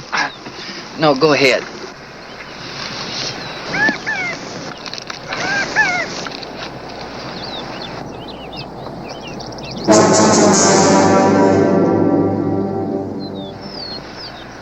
Well, at least the Apaches haven't found us.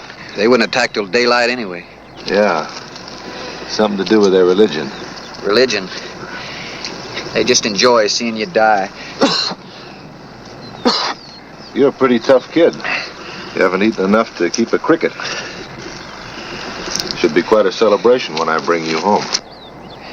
You know, Dave, I've always been second best to you. Seems I still am. You trying to prove something back in Tombstone? How did money get to be so important to you anyway? Isn't it to everyone? Depends on how you come by it.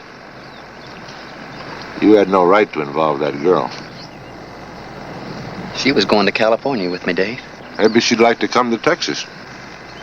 Is that more big brother advice? Well, I figured if she'd take over, maybe I could concentrate on a few problems of my own. Yeah, that's funny.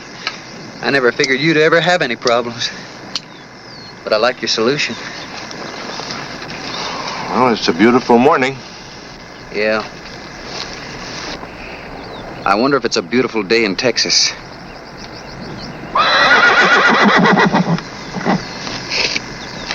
Company. Posse or Apaches?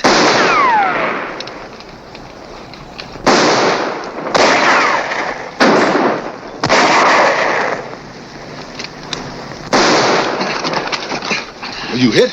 I don't think there's any new holes in me.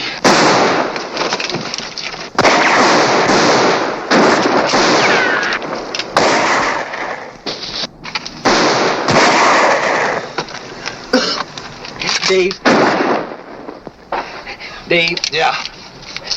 I've never quite learned how to say this. But thanks.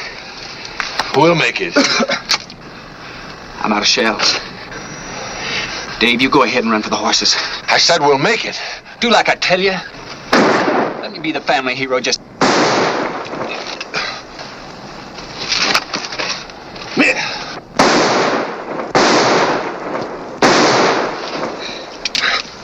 Ned?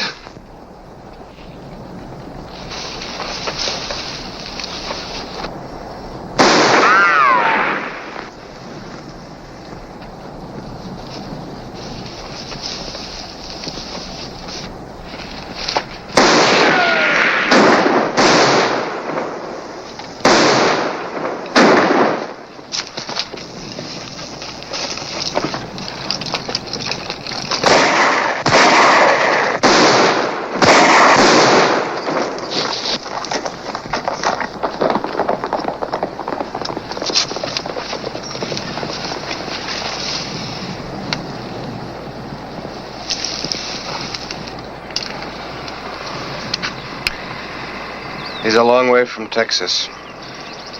How guilty was he? How guilty the town?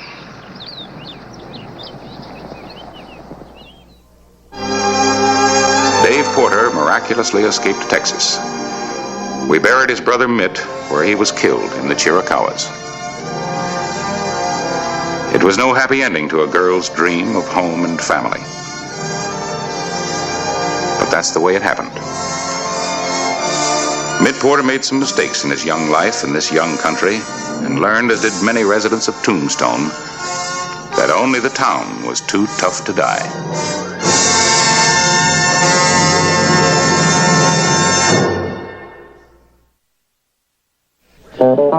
Whistle me up a memory, whistle me back where I wanna be. Whistle a tune that'll carry me to Tombstone territory.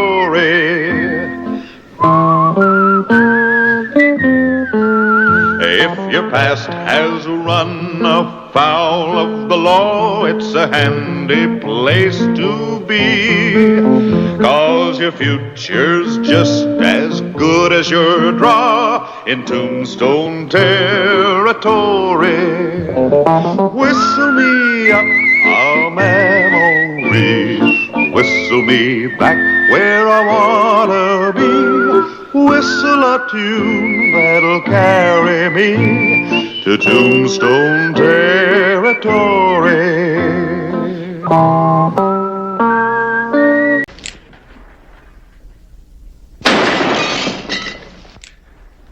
How about that, Sally? Well, everybody's having fun with Big Bill. Saturday night, why don't you celebrate? Celebrate what? Silver mine I'm going to find for you, maybe. That's what? Should I hold my breath?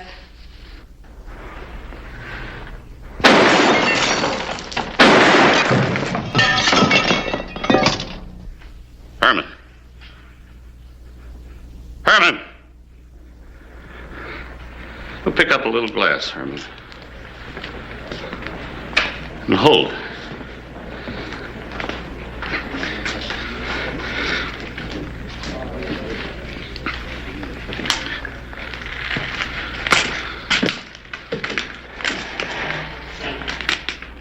Well, now, Sheriff, you got in my way.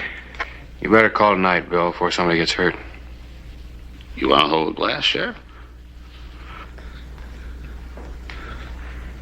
1, 2. Oh, now. Show me how you want it held. All right.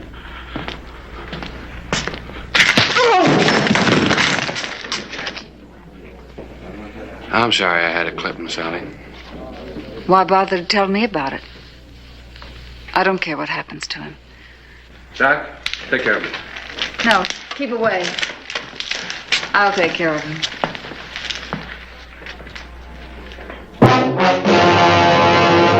An actual account from the pages of my newspaper, the Tombstone Epitaph. This is the way it happened in the town too tough to die.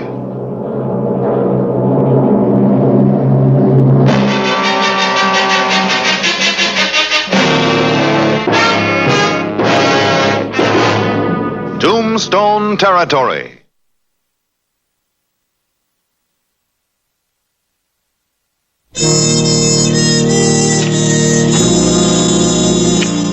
May 29, 1886.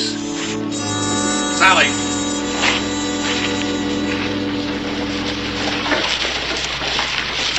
Excuse me, Doctor.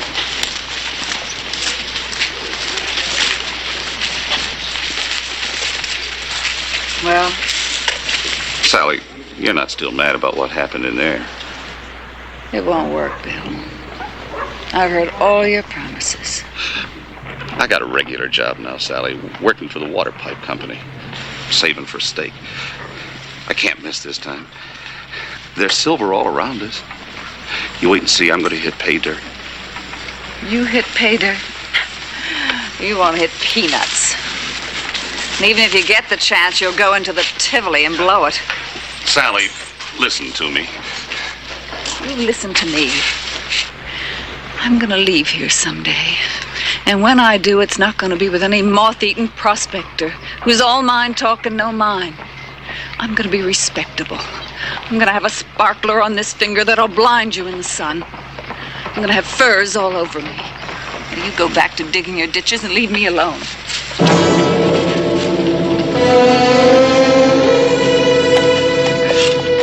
Now, look, you kids move back. You're going to get hurt here. Aw, Bill. Hello, Jimmy. Emily. We're not hurting anything, Mr. Hollister. We're just watching. Yeah, well, you better go watch from over there. Can we play around the old Marla house, please, can we? Sure, I guess so nobody else is using it. To keep you off the streets. Thanks, Mr. Hollister. Thanks. I'll be the mother, and you can be the husband coming home from work. I'm not going to be the husband. I'm going to be the sheriff. How you doing, Bill? Fine. What do you got, a broken water pipe? Yeah. Yeah.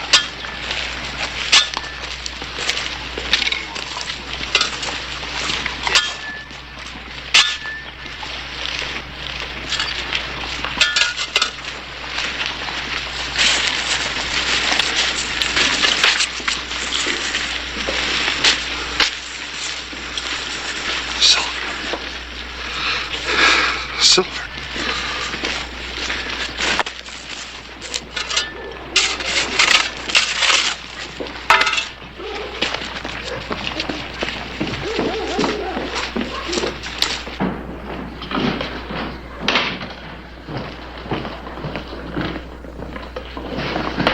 Sally, What are you doing here?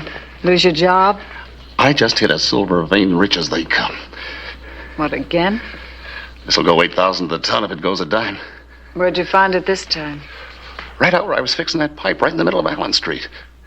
Middle of Allen Street. What? Look, that city property, I can't file a claim on it, right? Right. The Marlowe house is right next to where I was digging. You can buy it for $1,600. 1,600.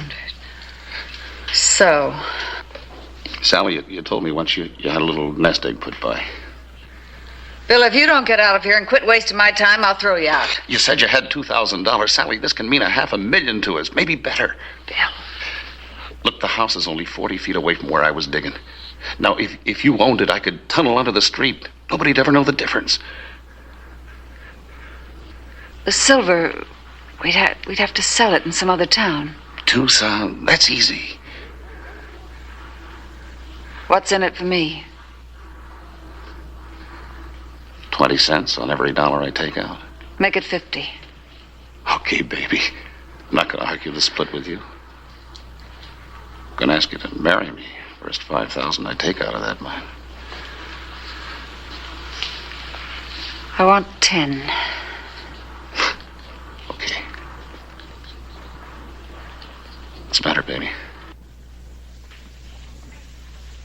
The pipe repair job you were working on. Won't one of the other workers discover the silver ore? I covered it all up. I'll fix it tonight. Well, let's have a drink, partner. Okay, partner. Hi, Sheriff. Have a drink? No, thanks, Bill. You particular who you drink with? I just have to finish my rounds. You know, Hollister, I'm going to hit it big out here one day. I'm going to have money coming out of every pocket. I'm going to own half a Tombstone.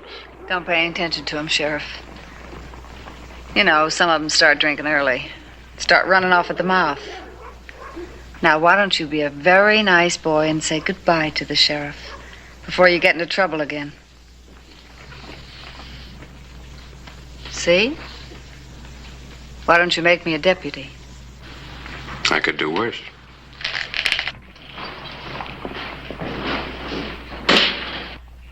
You better forget you're mad with Hollister and hold your tongue or the deal's off. You're kidding. Try me. Okay, Sally. I'll go back to work. Well, that's better.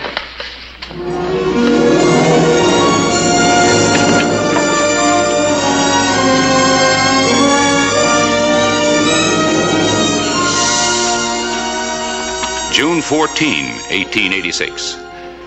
The unique mining operation began with Sally's purchase of the old Marlowe place as a home. The lumber for shoring the shaft and tunnel was brought in as new flooring ordered by Miss Sally Wilson for repairs on the old house. Life on Allen Street went on as usual, nobody dreaming that inside the house a shaft would soon extend down to a depth of 10 feet.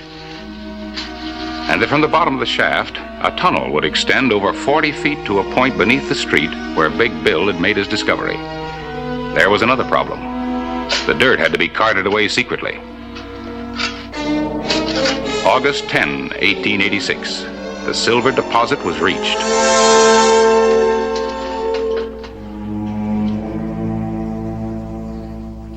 Sally! Sally!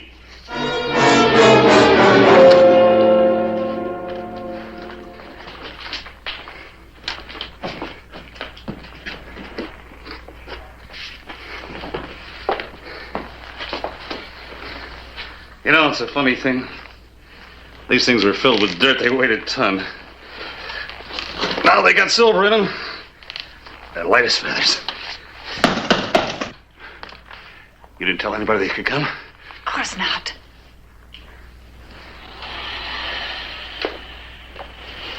Who is it? Me, Sally, Clay. Want to talk to you a minute. Well, just a minute, Clay. I'll be right with you.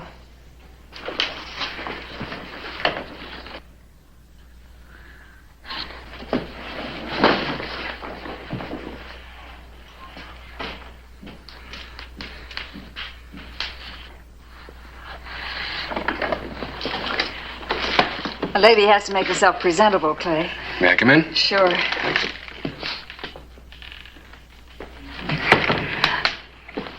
I haven't fixed the place up yet, but I have some good ideas. Oh, it should be real nice. Things seem to be going better for you and Bill. Hmm. I want to talk to you about him. About Bill? Mm-hmm. What is it? It's Jimmy Reach. You mean the little boy that Barbara's daughter plays with? He was playing around the house here the other day, and Bill ran him off. Oh. He slapped him. Oh, no. Jimmy's father's got a terrible temper, and so has Bill. Yeah, I know that. I wouldn't want to see him try to shoot it out. I thought it'd be better if I talked to you about it rather than Bill. Glad that you did. He gets pretty riled up, even when your name is mentioned. I guess I got that kind of personality. Well, thanks for the help, Sally. Thank you, Clay.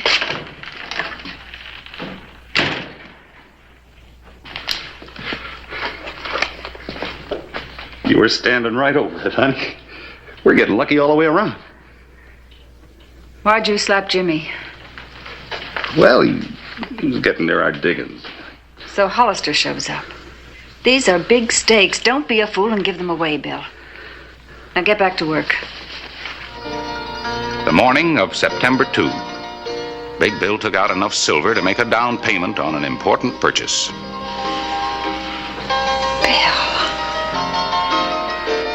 Before very long, I'm going to buy you one of those for every one of your fingers. We're going to have everything we ever wanted, honey. We're really going to live. We. Mr. and Mrs. William Hartley. Emily? Emily?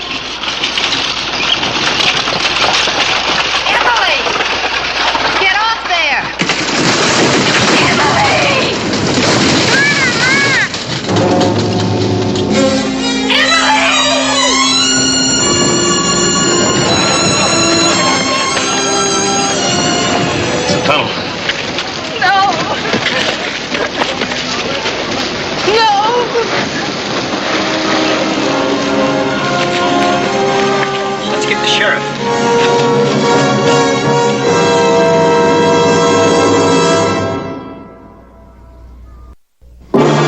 Emily, my baby. My baby. Barbara, let me get a look. Sally, take care of it. Come on, honey. Everything's gonna be all right. It's all my fault. I should have watched her closer. That's a mother's job. Come on, Barbara. Come on.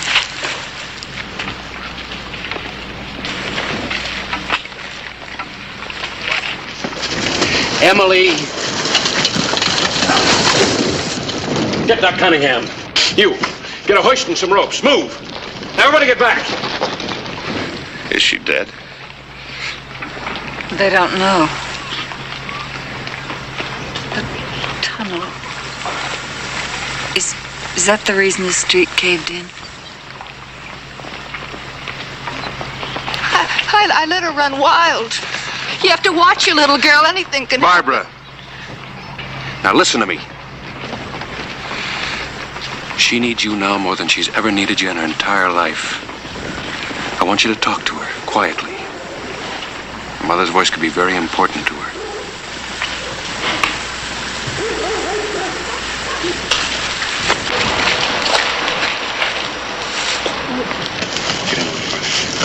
What shall I say? Anything. Just be gentle. Let her know you're here. Emily? Emily, darling, it's Mother. I'm not going to work tonight, Emily. I'll stay home and tuck you in. Don't stop. Emily, I'll read a story to you. I'll read you a story, Emily. Mommy. Emily. She's alive. My baby's alive. Is Big Bill Hartley here? Bill, come here. What does he want? What do you want, Hollister? I need your help. Why me? You did the repair work here, didn't you? Yeah. Well, how's the ground? It's tricky. Are we on a natural fall, or can I dig down on the side and tunnel across to her? You're gonna risk a cave-in any time you put a shovel in the ground around here. Liable to bring that whole thing down on her.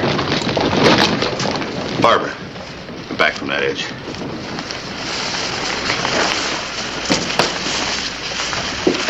You didn't have to go down that far for the water line, did you? Of course not.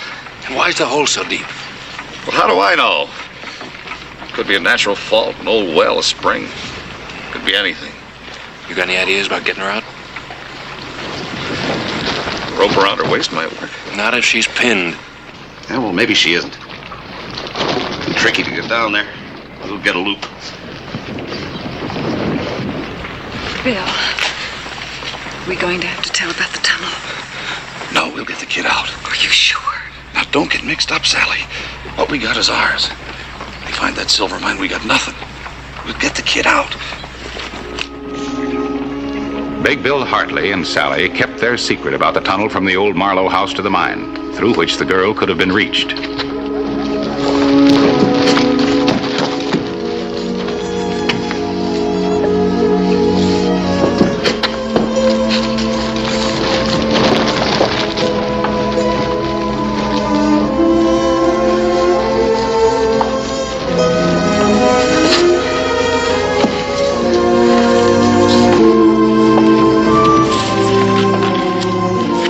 Remember, if she's caught too tight, you don't dare pull. Yeah, I know.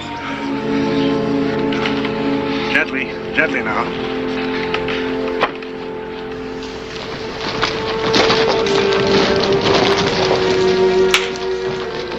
Easy. Mommy, the rope hurts. Stop pulling. You can't get her out that way. You've got to think of something else.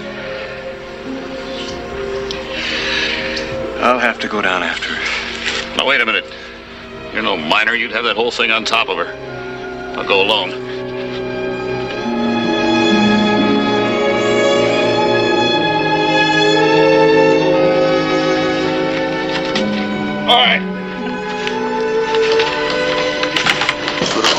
Keep your feet away from the rocks, Bill.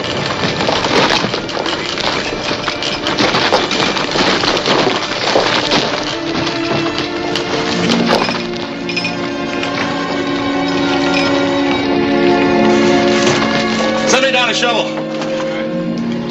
It's gonna be all right, honey.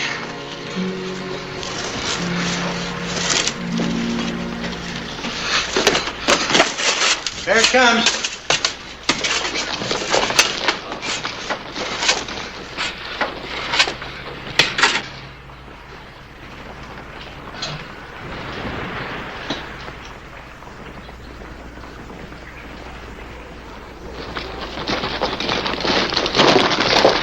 How's it going, Bill? Slow. You want me to spell you? No. No. I'll stay down here alone.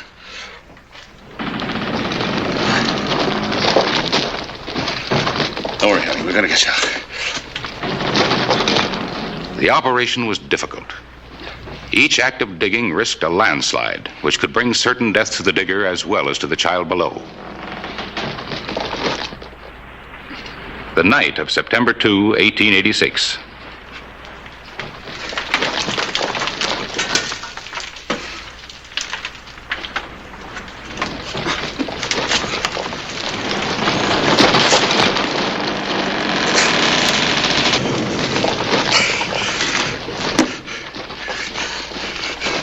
Soon now, honey.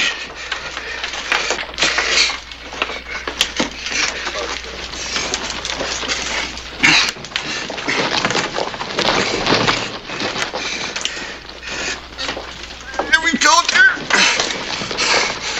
Carol, stand right there. Put this down over your shoulders, honey. That's it. Now you sit in that bottom one, sweetheart. Put this under your arms, all right? Come on, dear.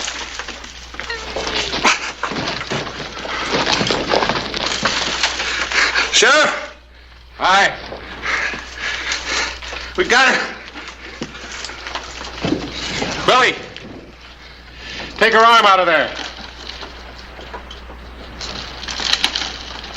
Okay. All right.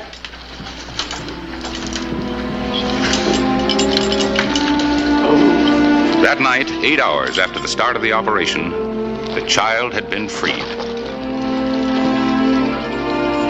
Easy. Easy. Mommy. My baby's alive.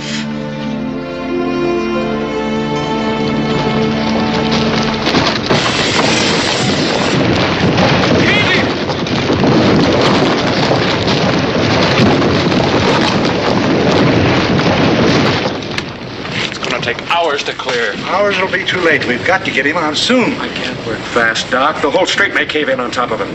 Bill, don't give up, Bill. It means too much to us now. I've given up, Sally. Tell him. It means too much to us now. Tell us what, Sally?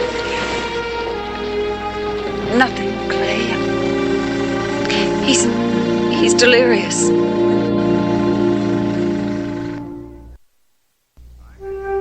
I had just returned from a business trip in Prescott, found Tombstone in a turmoil.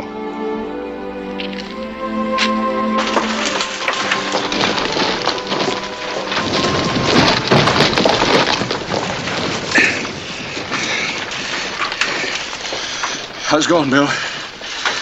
Can't feel anything, Sheriff. Hold on, Bill. Everything will be all right. We'll get you out. It's too late. Why'd you come the way you did? What are you talking about? Didn't Sally tell you? Tell me what?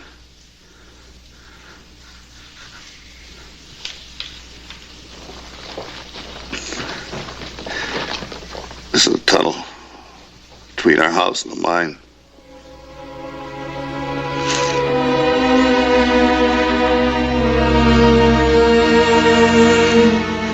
You mean that you tried to mine this? Bill, don't you know that this...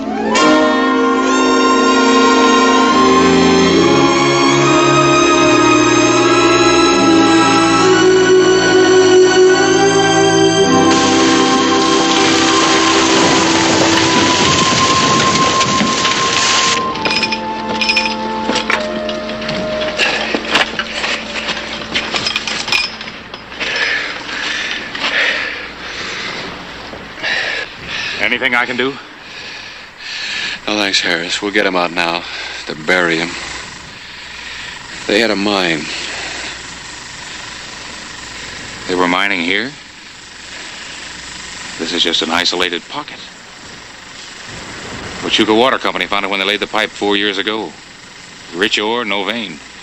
It wasn't even worth digging up the street. Sally, there's a man dead and you could have saved him.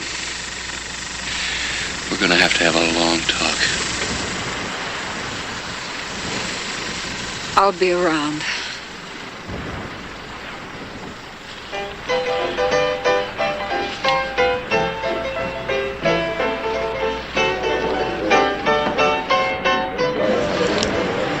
I'll be around for a long time.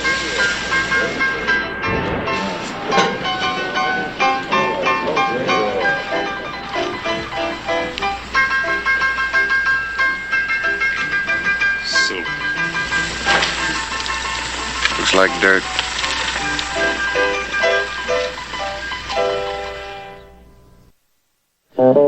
Whistle me up a memory, whistle me back where I wanna be, whistle a tune that'll carry me to Tombstone territory.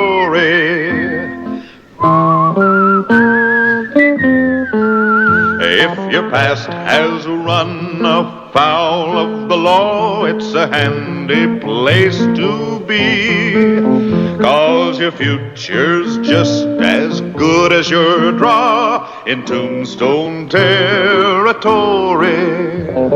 Whistle me up a memory, whistle me back where I wanna be, whistle a tune that'll carry me to Tombstone territory.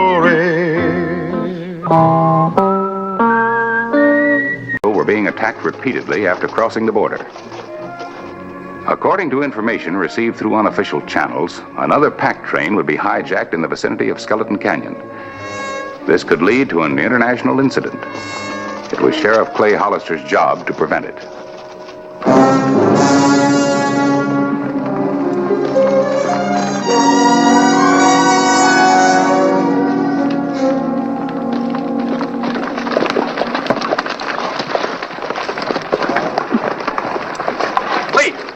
See if you can pick up that trail. I'll try to catch up with you.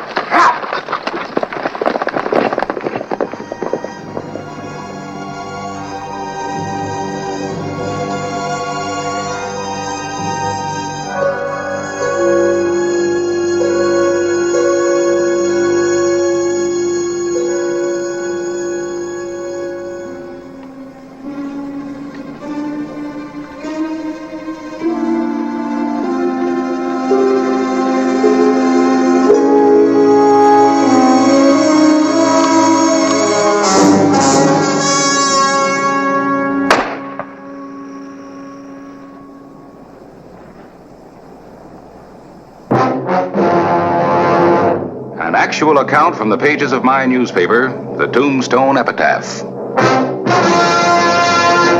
This is the way it happened, in the town too tough to die.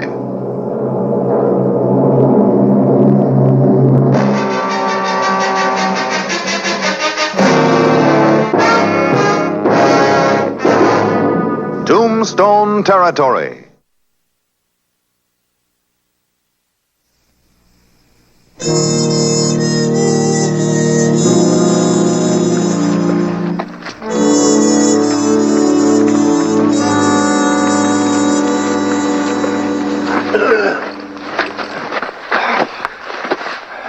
We rode back as soon as we heard the shot. Are you all right? Yeah, almost missed me. Well, that was close. Enough to knock me out for a minute. You see who did it? No, but one of the Mexicans is missing. Yeah. One of the horses, too. What about the bushwhackers? Headed for Galeyville. Yeah, that figures. You think it's Curly Bill and these boys? I don't know. We take the bodies on back to town. What do you aim to do? See if I can find that Mexican, have him identify the hijackers. Well, I never knew you to take such an interest in civic affairs, Curly Bill. Why, I tell you, it ain't fair, Mr. Clyburn. Especially since Galeyville folks are paying taxes, same as them here in Tombstone. And you say the people in Galeyville think they're not getting a fair shake for their tax money. That's right. Tombstone gets sidewalks, street lamps, running water. And what do us in Galeyville get? Nothing but tax receipts. Now, that ain't fair. And so you want me to write an editorial about it? Yep. Well, you've got a point. I think you're also entitled to law enforcement. You don't even mention that. Well, now we ain't hoggish, Mr. Clyburn. Just one thing at a time, huh? Well, I'll give your proposal serious consideration, Brocious. Thanks.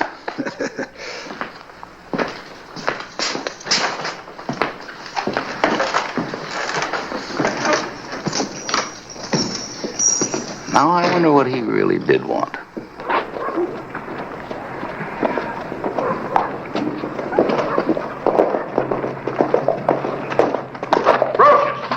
Come here. What's on your mind, Hollister? I want to talk to you. Where you been for the last, say, 3 hours? Oh, right here in Tombstone, minding my own business. Why? Prove it. Well, as a matter of fact, I spent most of the time with your writing friend inside. Him and me have been discussing civic matters. Ask him. I will. After a while. Un momento, senor. I beg your pardon. What's on your mind? That man on the left. That's Clay Hollister, the sheriff. And the other one, the fat one. Is he also a lawman? Curly Bill Brocious a lawman? No. Curly Bill is one of the roughest galoots in these parts. He makes his own laws. But they seem so friendly. Curly Bill, a lawman.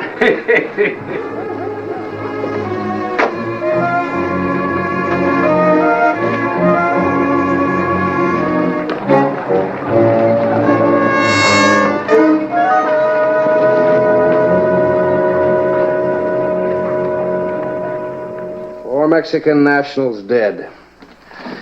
Boy, there are going to be repercussions from Washington, Mexico City unless I do something fast. Well, the answer probably lies with one man. That Mexican who took the shot at you. It could be 2 men. The other one's Curly Bill Brocious. Well, he was here with me this morning. He has an alibi. Mm-hmm. So I heard from Curly Bill Brocious. Now, it's too pat to suit me. He knows something. And that hijacker's trail led toward Galeyville. Well, that doesn't necessarily mean anything. Outlaws from all over the territory congregate in Galeyville. And Curly Bill rules the roost. Not entirely. Red Slade's gang is becoming plenty strong in Galeyville. Strong enough, in fact, that even Cass, Curly Bill's top man, is thrown in with Slade. Well, whoever did it, I got 4 good reasons for wanting to find him. 4 reasons? Count 'em.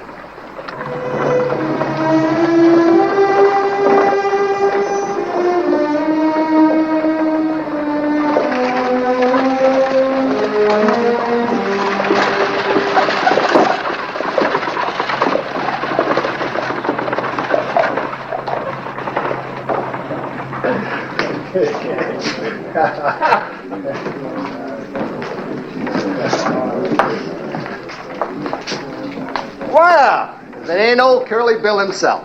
Step right up here and have a drink with your pals. We're celebrating. I'm sick. Shame, ain't it, boys? Curly getting old and rheumatic. Can't stand at the bar no more. Is this the way you feel, Cass? You like being with a back shooter? You gotta keep up with the times, Curly. Like us. We don't waste time or bullets. We just collect fast. But you're slowing up. I ain't slow when I pull a gun. We don't want no trouble now, boys.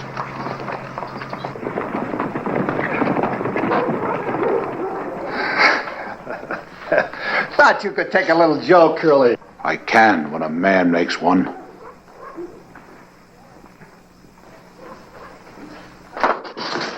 Hold it!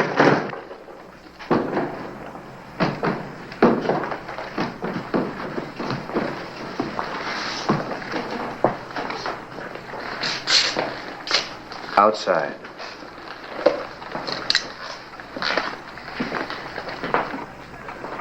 Now, what's this all about? Search me. Me and the boys were just celebrating a bit when Curly walks in and chooses me. Guess he's getting his second childhood.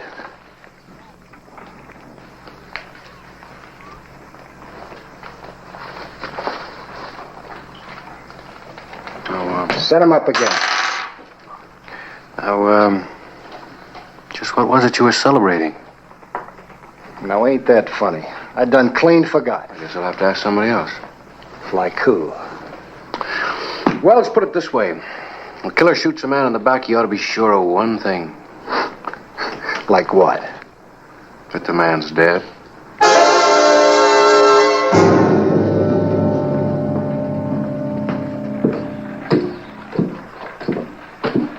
Nightly. See you in the morning. The night of June 8. The past 3 days had not been particularly auspicious ones for Hollister. The pack train bushwhackers were still at large, and the missing Mexican, his only material witness, had apparently vanished into thin air.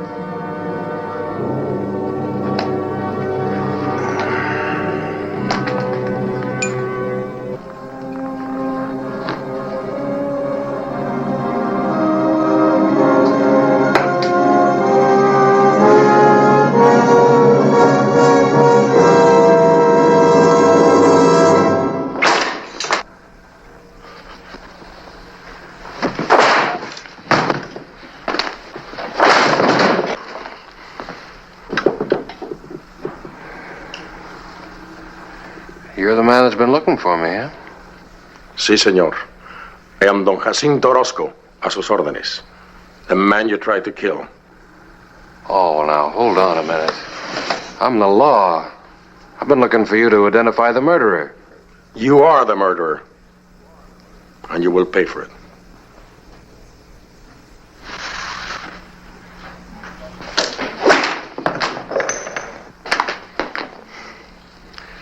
The whip was a good idea. Makes little sound. Yet it can kill so easily. Move it there.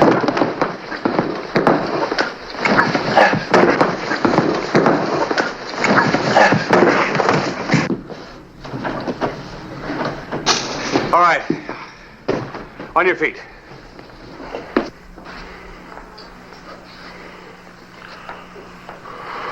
Por favor, señor. Make the first bullet count.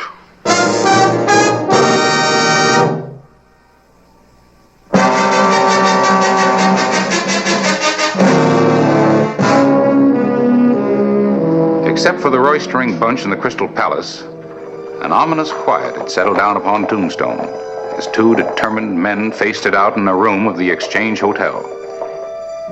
Both Clay Hollister and Don Jacinto were playing a desperate game. What's the matter, Sheriff? You want to shoot people in the back? I can see you need some straightening out. You know very well I'm the only witness to the ambush on my train. I saw you with my own eyes, robbing the dead. You saw me checking the bodies for identification papers. I want the murderers as much as you do.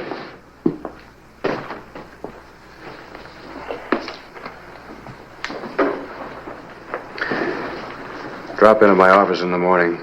We got a few details to discuss. I'm free to go? You made a natural mistake. I won't hold it against you. Very well, amigo. In the morning.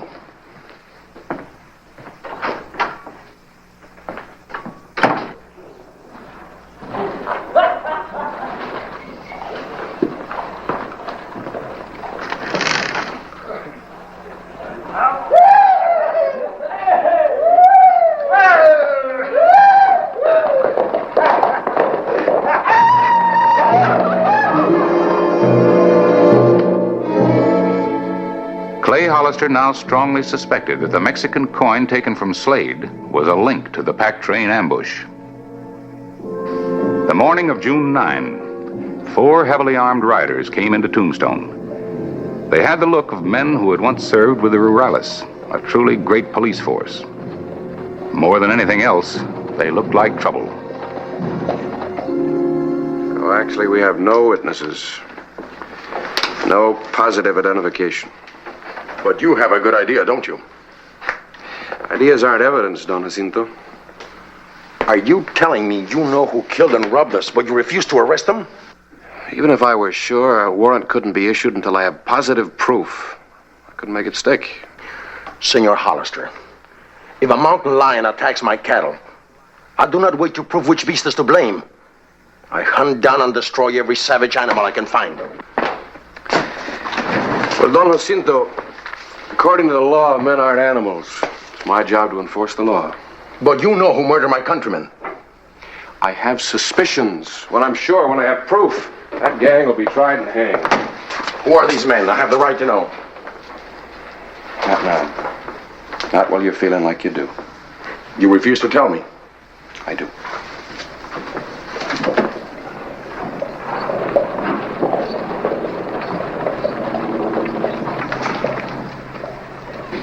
You know those men?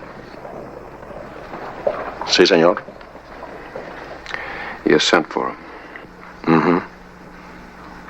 And because each one has been with the Rurales, each man is a manhunter, a killer of savage beasts. I told you I'd take care of this. True. But from this moment on, my men are going to watch you like hawks.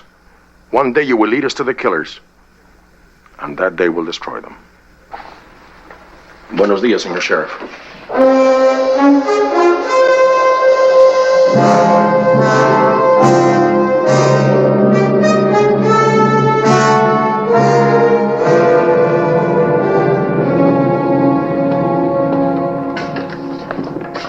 Hello, Harris. Well, I see Don Jacinto's men are still here. Yeah, sticking to me like glue. Even camp outside my hotel at night. Probably want them under my bed. Making you a mite edgy, aren't they, Clay? You bet they are. Sitting on an international powder keg. I've got to talk to Curly Bill or Slade, but if I go out there, they'll follow me. And they'll gun down anybody I talk to. Well, that could start fireworks. Have a border war on our hands. Yeah, and the only way I can stop it is by staying here. I'm practically a prisoner in my own jail. How's the bread and water?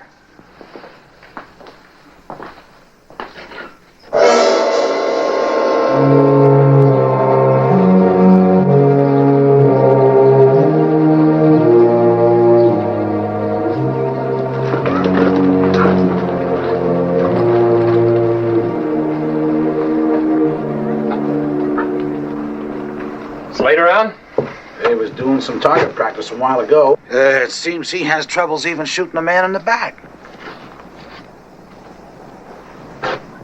You're on the prod against Slade just because I'm riding with him.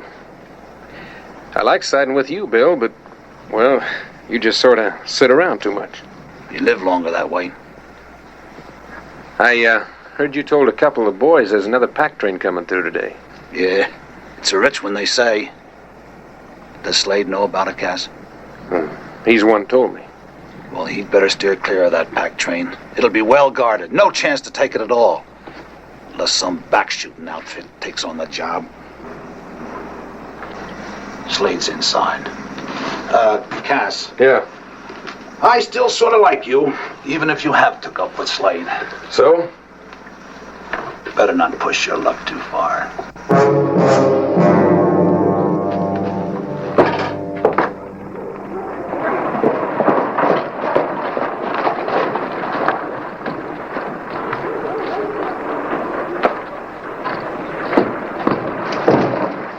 We got trouble, Clay. Where? Skeleton Canyon again. There's talk of another pack train coming. Where'd you hear that? All I know is Curly Bill's sitting out at Galeyville laughing at you. Says while these Mexican gunmen got you pinned down in your own office, hijackers are going to hit the pack train. Well, that does it. I can't try to outwait Don Jacinto any longer. I gotta get out to Galeyville now. I can't let them follow me. Lee, put on my jacket and ride out of here fast. Maybe they'll follow you. Right.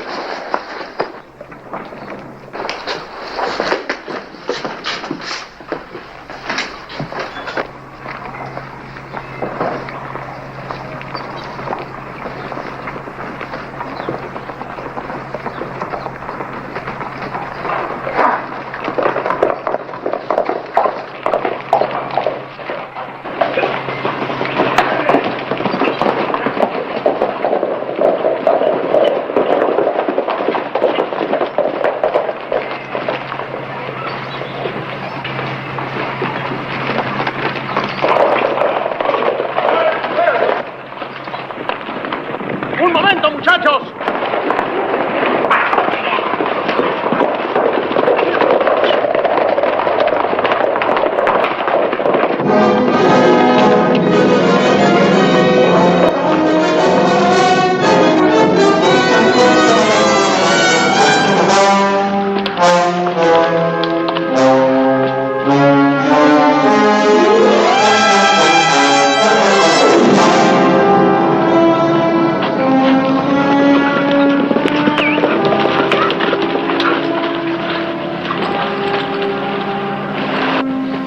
Didn't work, Clay. Desmonten, cuiden. You and your men stay out of this.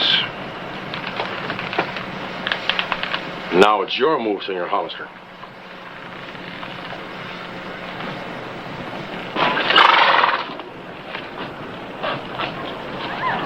Gary Bell. Well, hello, Hollister. I've been waiting for you. Come on and sit down. Come out. Come out or we'll blow you out. Either way, we'll kill you. Face to face or from the back, just like you murdered my people. Detengan el fuego. There's only one man here, and he wasn't in on the job. That badge of yours has no protection anymore, senor. We won the killers, and we're going to have them. I told you the men you want aren't here. You, search the place. Shoot anything that moves. You're wasting your time. And mine. We'll just make sure of that, senor.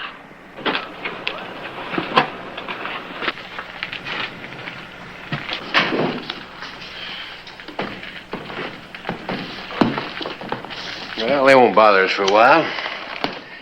You feel like talking? Maybe. Maybe not. What are you doing here all alone? Waiting for you. Bad news travels fast. Yeah, what about this news about a pack train coming through today? Why ask me? Well, I got a hunch you're the one that started that rumor. Look, Hollister, I ain't got nothing against you personal. You do your job good. One thing, you don't plug nobody in the back. But somebody you know is a back shooter, is that it?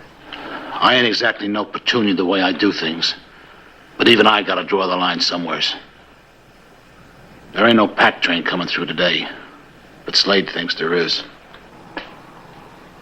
He's just out there waiting to get trapped. Just remember, you said it. Thanks. What for? Sheriff!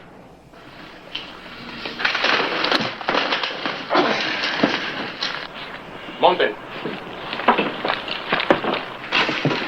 Well, now maybe you believe me. This is Brocious. Is he the same outlaw I saw you talking with before?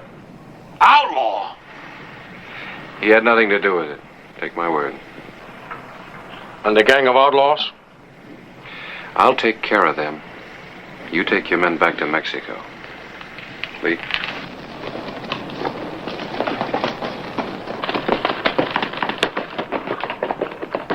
Si, senor. We travel south. The same as you.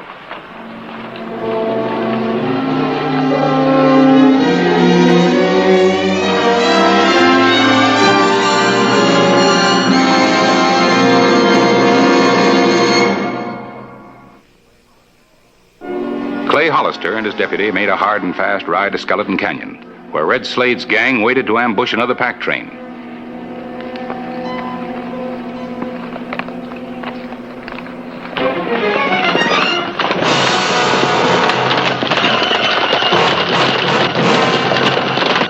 Slade! You and your men, throw down your guns!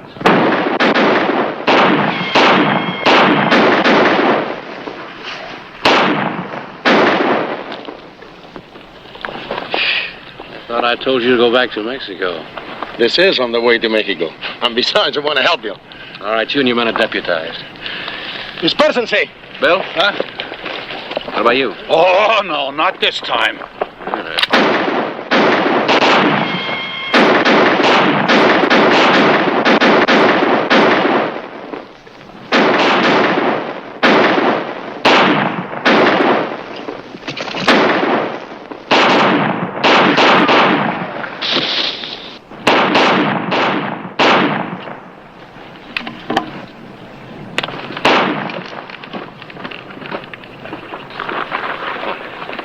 दिया।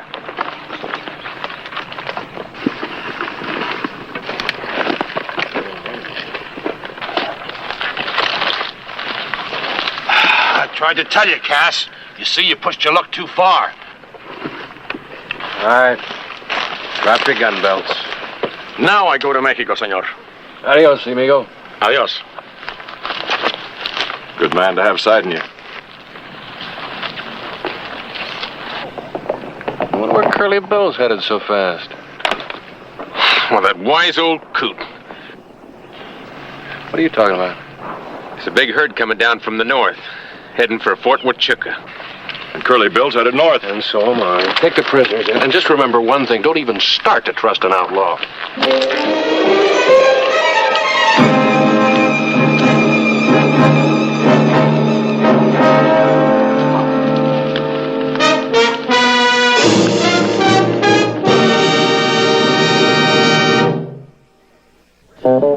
Whistle me up a memory, whistle me back where I wanna be, whistle a tune that'll carry me to Tombstone territory.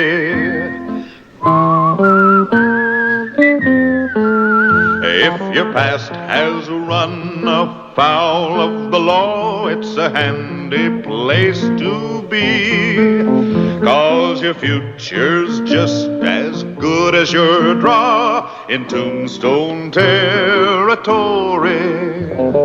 Whistle me up a memory, whistle me back where I wanna be, whistle a tune that'll carry me to Tombstone territory. আপনি এখান থেকে চলে যান। লাইলি, তুমি না আমারে বলছিলে আমারে না পাইলে তুমি ব্রেক দিয়ে আমার নাম লিখে হাত কাটবা। আজকে তোমারে না পাইলে আমি হাত কাটবো, তোমার নাম লিখবো হাতে আমি। আরে পাগল নাকি? কি করবে লাগছে?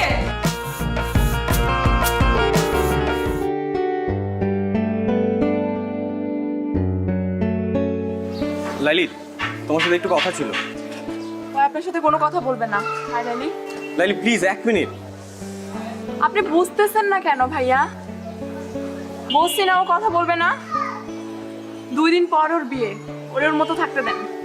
লাইলি, আমার ভুল হয়েছে, আমি আমার ভুল বুঝতে পারছি। দেখো, গত কয়েকদিন ধরে আমি কিচ্ছু করতে পারছি না, পারতেছি ঘুমাইতে, না পারতেছি কিছু করতে। আমি তোমার সাথে অনেকবার দেখা করতে চাইছি, আমি পারি নাই, আমাকে দেখা করতে দেয়া হয় নাই। আমি তোমাকে ভালোবাসি লাইলি। আপনি হাঁচে আমার ভালোবাসেন? নিজের থেকেও বেশি। তাহলে আমি যা কমু তা শুনবেন? অবশ্যই। কি করতে হবে বলো? আপনি আমার পিছন পিছন ঘোরা বন্ধ করে দিবেন। লাইলি, কি বলতেছে এসব? আপনি তো আমারে কইছেন আমি আমার ইজ্জত খোয়াইছি, লগে আমার পরিবারের ইজ্জতও খোয়াইছি। আমার আব্বাই ছেলে পক্ষের কথা দিয়ে দিচ্ছে। আব্বারে তো আর ছোট করুন না, নিজেরে যথেষ্ট ছোট করছি। আব্বার ইজ্জতে কোনো দাগ দেব না।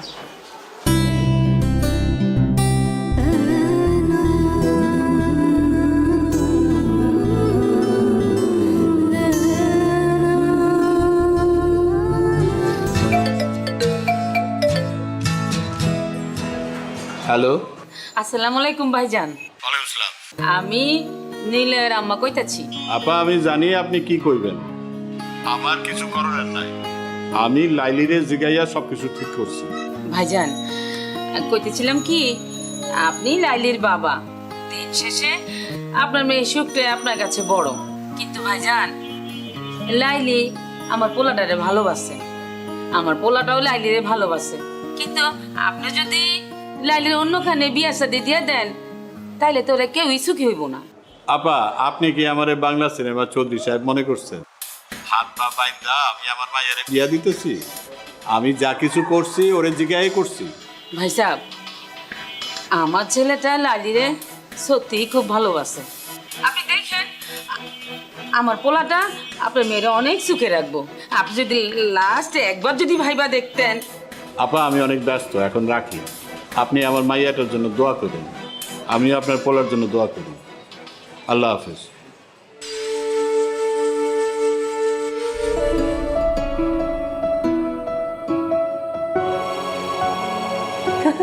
দেখ লাইলির আজ কি সুন্দর লাগতেছে। হ্যাঁ বহুত সুন্দর লাগতেছে।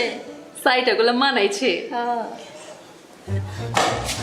আরে আপনি এখানে চলে কিভাবে? বাইগান বাইগান কইতাছি। লাইলি তোমার সাথে একটু কথা ছিল। আপনার সাথে আমার কোনো কথা নাই কা, আপনি এখান থেকে চলে যান। লাইলি তুমি না আমারে বলছিলে আমারে না পাইলে তুমি ব্রেক দিয়ে আমার নাম লিখে হাত কাটবা। আজকে তোমারে না পাইলে আমি হাত কাটবো, তোমার নাম লিখবো হাতে এনে। আরে পাগল নাকি? কি করবে লাগছে? এখানে কি আছে? মামা, আ মামা, মামা, মামা, এসব করার কাম নাই, আপনি এখান থেকে যান গা।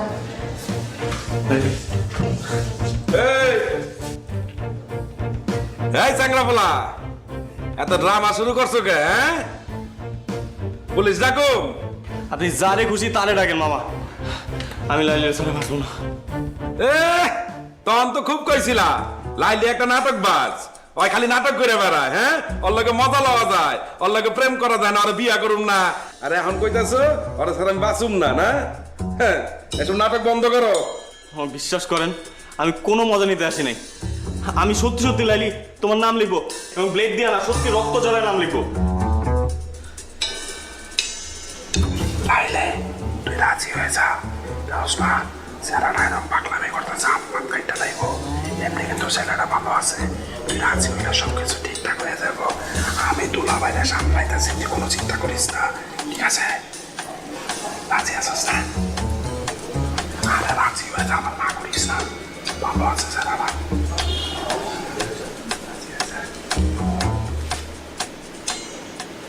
লাইলি আমি দিলাম কিন্তু, দিলাম কিন্তু। কি হয়েছে? এত গন্ডগোল কেন? দুলা ভাই নাম গো লাইলি, বুঝছেন? আরে পছন্দ করে, আরো হবে লেগে নিলয় এলাকার ছেলে, ও আর ওরে পছন্দ করে। কি কইলি? দুইজন পছন্দ করে দুলা ভাই। দুলা ভাই আপনি যদি সম্মতি দিতেন তাহলে ওকে বিয়াটা করা দিতে পারতাম। চুপ কর, তুই কি চাস? ও বুঝছি।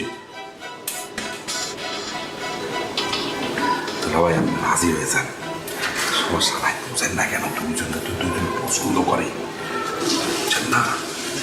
যদি ভাইয়াটা গিয়ে যায় তাহলে তো আমার সমস্যা, মহল্লায় আমরা চেহারা দেবো কেমনে? আপনি রাজি হয়ে যান, আপনি আমি ওইদিকে সামলান, আমি ওইদিকে ওবার দেখতেছি। ভাই আপনি চালান। আচ্ছা আর যান তাড়াতাড়ি, এত চিন্তা করেন না তো।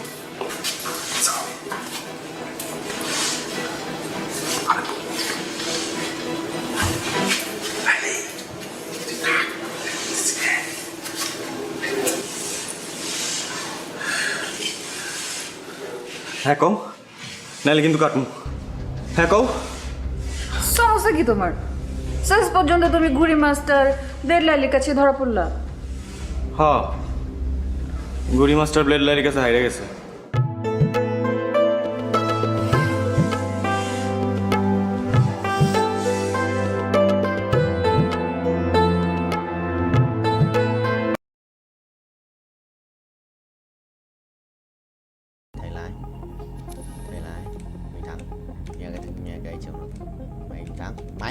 Mày người nhầm nữa.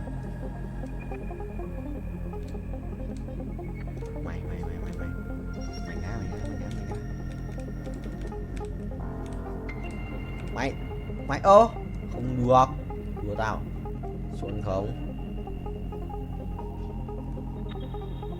xuống 77 ơi, hiểu được rồi. Chọn nhớ kìa.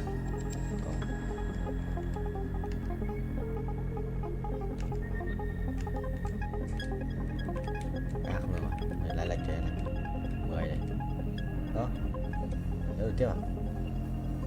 3 củ 59 là xem được bao nhiêu nhá? 4 3%, 4 366 được. Át này. Sẽ át từ này vậy. Ê, chơi xong rồi, đánh trùng bài rồi, thằng này ấn tử thần ạ. Không sao thầy ơi, mình dồn trước là được. Sử thanh hóa nào. Bắt đầu nói bà. Xong rồi, xoay bài tự động.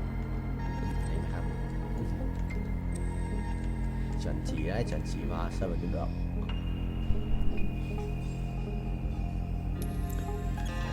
Go. Bình Chi Linh gọi thầy ơi. Thầy nhót không? Nhót, đét. Cho tao. Ngao vậy. Vẫn đang mày, anh vẫn đang nhảy. Thắng mà. Let me show you darkness. Sai rồi. Sai đều. Thầy lái vô á, sao? Captain Vietnamese. Captain Việt Nam. Máy. Capture. Chuẩn không vậy bạn ơi?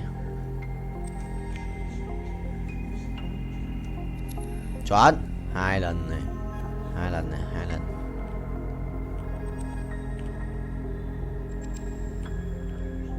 Đấy, không 3 lần.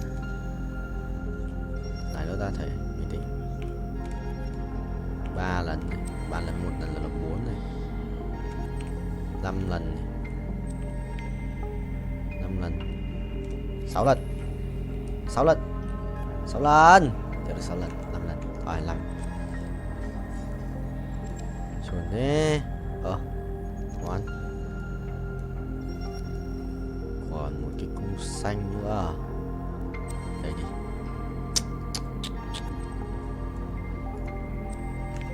Cung bài gọi là gì nhỉ?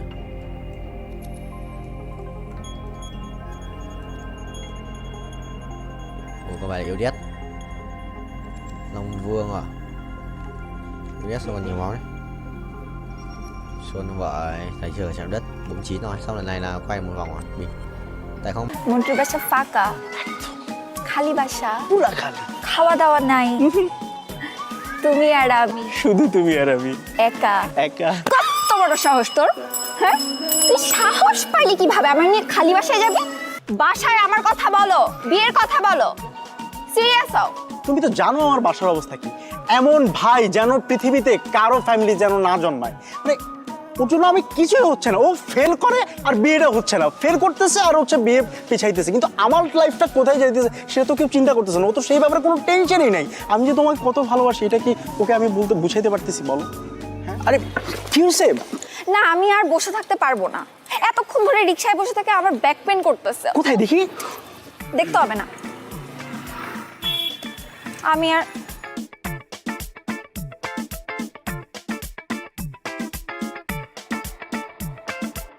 আচ্ছা আশ্চর্য ব্যাপার তোমার back pain হয়েছে তুমি আমাকে personally বলবা সেই জায়গায় তুমি রিকশাওয়ালার সামনে বলছো ব্যাপারটা কেমন না তো কি হয়েছে দেখি দেখতে হবে না আমি বাসায় যাবো আমার বাসার সামনে দিয়ে আসো বাসায় যাওয়া মানে কি আমরা বের হয়েছি কতক্ষণ বেবি আমরা অল্প কতক্ষণ হয়েছে মাত্র 2 ঘন্টা হয়েছে আমরা বের হয়েছি আজকে আমরা সারাদিন ঘুরবো খাওয়া দাওয়া করবো তারপর হচ্ছে মন্টুদের বাসায় যাব তারপরে আমরা যা হওয়ার তা করবো মানে বাসায় যাবো আর কি আবার মন্টুর বাসায় কেন ও ওই যে আসলে হয়েছে কি ওই যে মন্টুদের ম্যাচের মধ্যে আজকে বিরাট আয়োজনে খাওয়া দাওয়ার ব্যবস্থা করা হয়েছে বুঝছো আমাকে বললো যে হ্যাঁ তুই আসিস এখন আমি তো একা যেতে পারি না তুমি ছাড়া আমি কীভাবে যাবো বলো তাই তো খাওয়া দাওয়া করবো আর কি করবো তারপর ধরো ওই যে মানে একটু বসলাম আড্ডা দিলাম গল্প করলাম থাকে না এই আর কি হ্যাঁ খাওয়া দাওয়া করবো আড্ডা দিব বিশ্রাম নিব বাট তুমি আমাকে কি বলছিলা জানো কি মন্টুরা ট্যুরে গেছে বান্দরবন তোমারও যাওয়ার কথা ছিল কিন্তু যেহেতু তুমি আমার সাথে দেখা করবা আমাদের একটা ডেটের প্ল্যান হয়েছে দ্যাটস ওয়াই তুমি যাইতে পারো নাই এখন আমার মন্টুর বাসায় দাওয়াতটা বুঝলাম না বলছিলাম না আসলে মানে আমি না ভুলে যাই সবকিছু বুঝছো মানে তুমি সামনে থাকার পর না আমি সবকিছু আউলাইয়া যাই মনে থাকে না আর কি হ্যাঁ আর তুমিও পিছলাই যাও হ্যাঁ না না কিছু বলি নাই কি বলবো কিন্তু মানে ব্যাপারটা হচ্ছে কি আমার না একটা জিনিস নিয়ে খুব মন খারাপ হচ্ছে মানে স্ট্রবেরিটার কথা শুনে না খুব মন খারাপ হইতেছে কি মানে মানে স্ট্রবেরি যে স্ট্রবেরি কি চকলেট, মানে তোমার জন্য চকলেট বলতে ললিপপ, তোমার জন্য দুটো মানে স্ট্রবেরি ফ্লেভারের চকলেট আনছিলাম, তো ওগুলোর কথা না খুব মনে পড়ছিল। মানে থ্যাংক ইউ। ওয়েলকাম। শোনো, এসব ভাওতাবাজি বাদ দিয়ে কাজের কাজ করো, বাসায় আমার কথা বলো, বিয়ের কথা বলো, সিরিয়াস হও। তুমি তো জানো আমার বাসার অবস্থা কি, এমন ভাই যেন পৃথিবীতে কারো ফ্যামিলি যেন না জন্মায়। মানে ওর জন্য আমি কিছুই হচ্ছে না, ও ফেল করে আর বিয়েটা হচ্ছে না, ফেল করতেছে আর হচ্ছে বিয়ে পিছাইতেছে, কিন্তু আমার লাইফটা কোথায় যাইতেছে সেটা তো কেউ চিন্তা করতেছে না। ও তো সেই ব্যাপারে কোনো টেনশনই নাই। আমি যে তোমাকে কত ভালোবাসি এটা কি ওকে আমি বলতে বুঝাইতে পারতেছি বলো?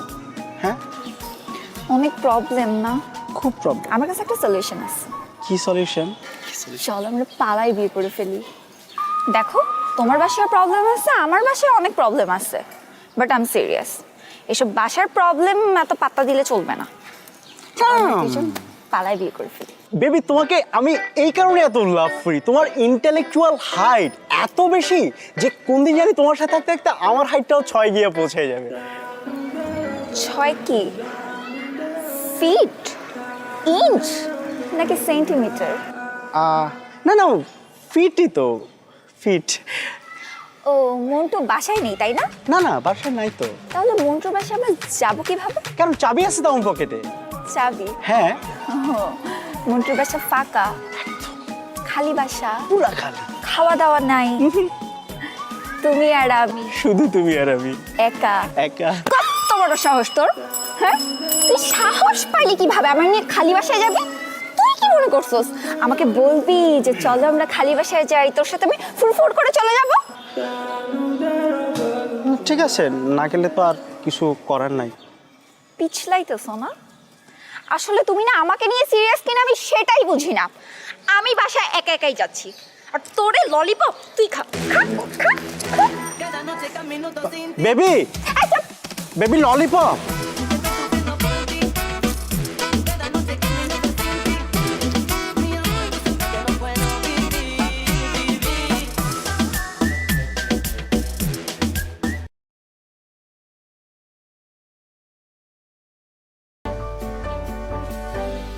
Lắp bằng số phát chết át thì mày qua là bạn góc kia chưa?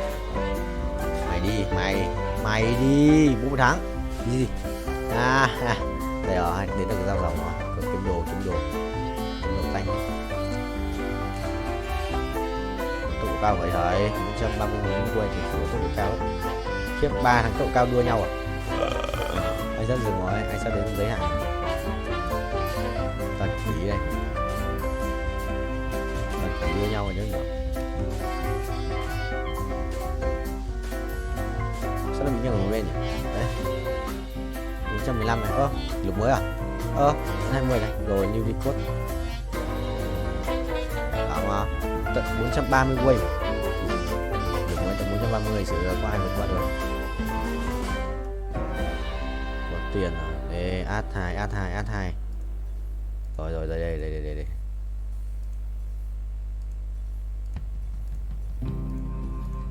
Rồi xong rồi. Một cái đồ thủ à?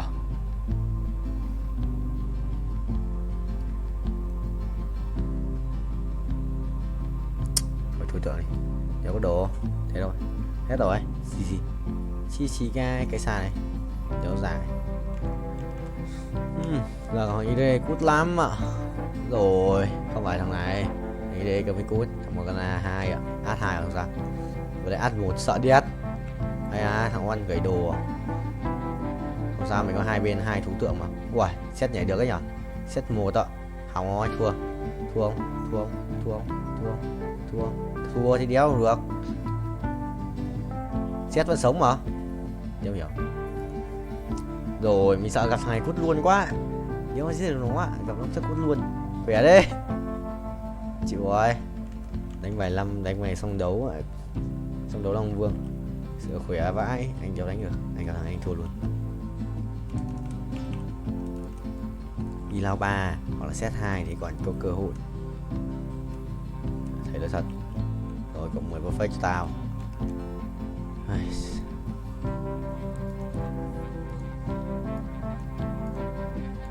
Thằng cầm át nhỉ? Thằng này cầm một con chịu. Ngon thì lướt à. Mày cần đi lao ba. Thôi rồi cả thằng này ơi.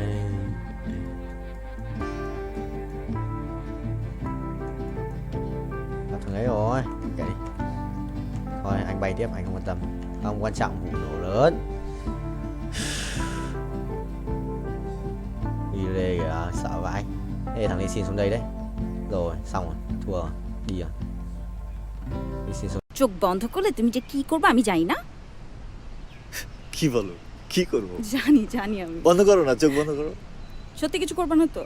100%। ঠিক আছে, করলাম।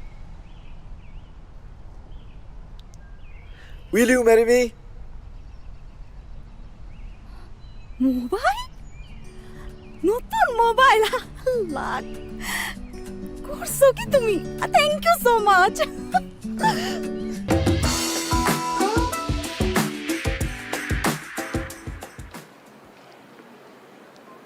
কে? Sir courier. দাঁড়াও।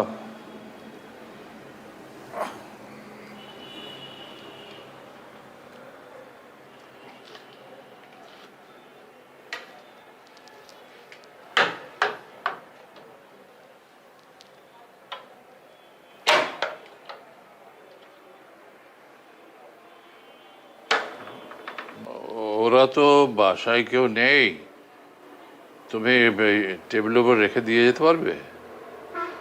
জি জি sir, অবশ্যই sir.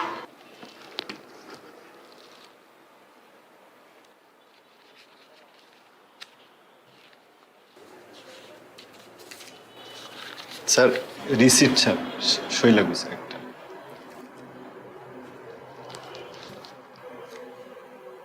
কলম দাও, কলম। Sir bike থেকে নামার পরে স্যার কলমটা খুঁজে পাচ্ছি না স্যার। স্যার একটা কলম হবে?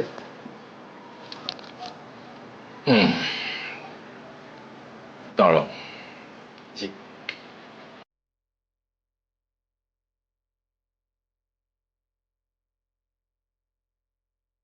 যেহেতু আমার লোন দেওয়ার মতো লোকের অভাব, তাই আমি প্রথম পদ্ধতিটাই বেছে নিলাম।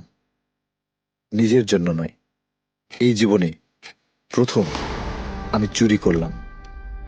যে আমার মন চুরি করেছে তার জন্য, মালার জন্য।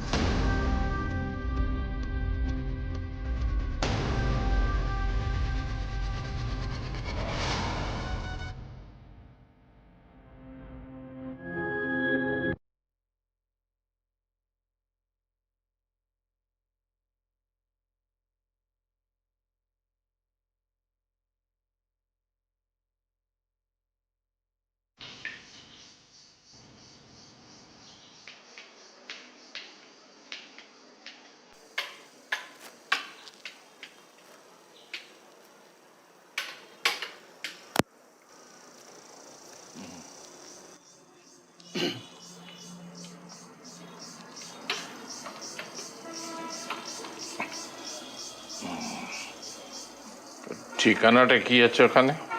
জি স্যার। ঠিকানা স্যার আলেকজান্দ্রিয়া, ইজিপ্ট, মিশর থেকে আসছে স্যার। ও মিশর।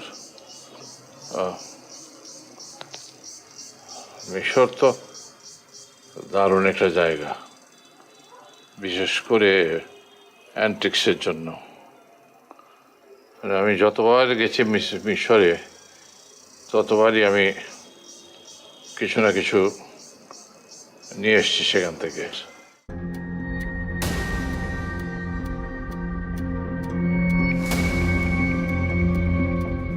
স্যার আজকে আসি স্যার। হ্যাঁ আজকে আসি স্যার, একটা ডেলিভারি আছে তো। ও আচ্ছা, এসো।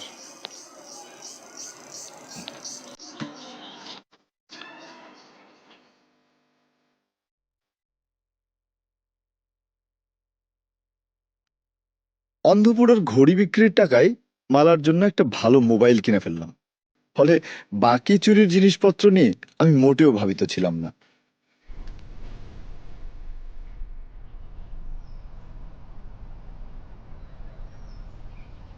মালা,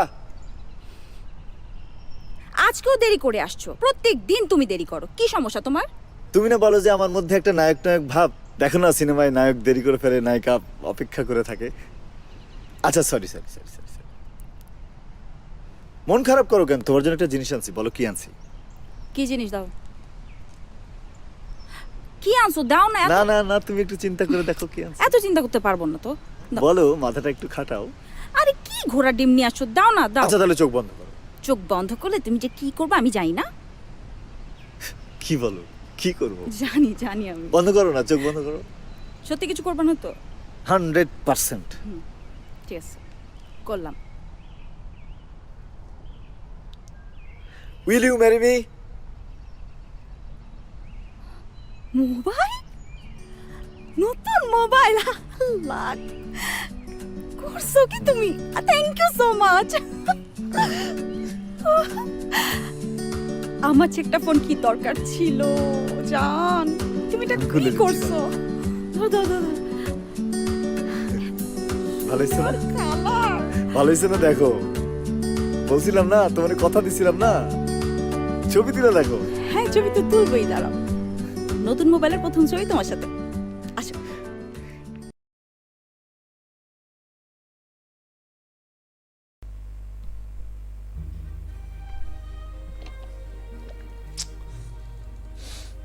Tao mũi à? What the hell? Chuồn ra. Cút hết. Có lẽ nào em vội quên đi, và có lẽ nào 500 củ ấy, 614 củ à? Thế mình kiếm 100 củ nữa sự là có nổi không? Ôi à, không rồi, anh đã ấn vội rồi.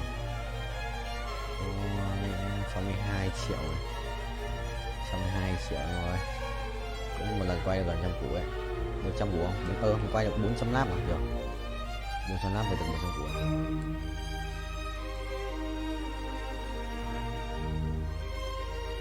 Lớp của bố nào Vương miện định mệnh. Rồi xong, biết đánh mày gì rồi?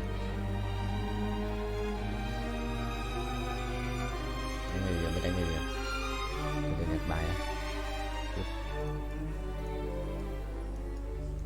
Phút. Có lẽ nào em vội quên đi, và có lẽ nào quên đi, có lẽ nào trong tâm trí em. Ôi dạ, cho cái này à? Là vậy nào. Xong, đi. Vua tối ưu Aria. Bạn này. Mèo mèo mèo mèo mèo mèo mèo mèo mèo mèo mèo mèo mèo mèo mèo mèo mèo mèo. Này mà phải đét. Xong. Đẹp.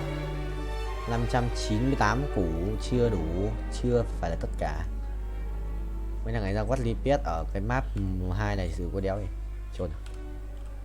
Cái pet này yếu như lợn. Anh khinh. Khinh. Yes, khinh. Beat ITCS. Big. Big big big big. Ai à, Torres. Xì xì. Đây là sao Torres? Xì xì xì xì. Ra Torres rồi xì xì. Xì xì guys. Cút. Cút. Chi cả thời tiết à? Chưa. Ok. Lần nào cũng phải lắp cái danh nga xoa. Big IC Basic Gear.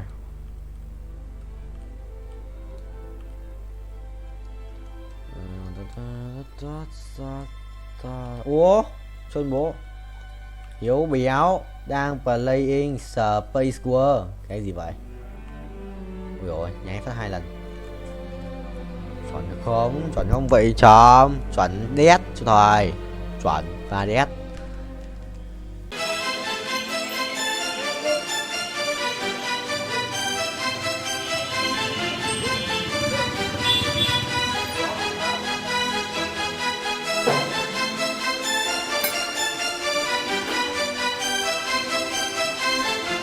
ভাই কি দেখেন? বাইকটা কি আপনার?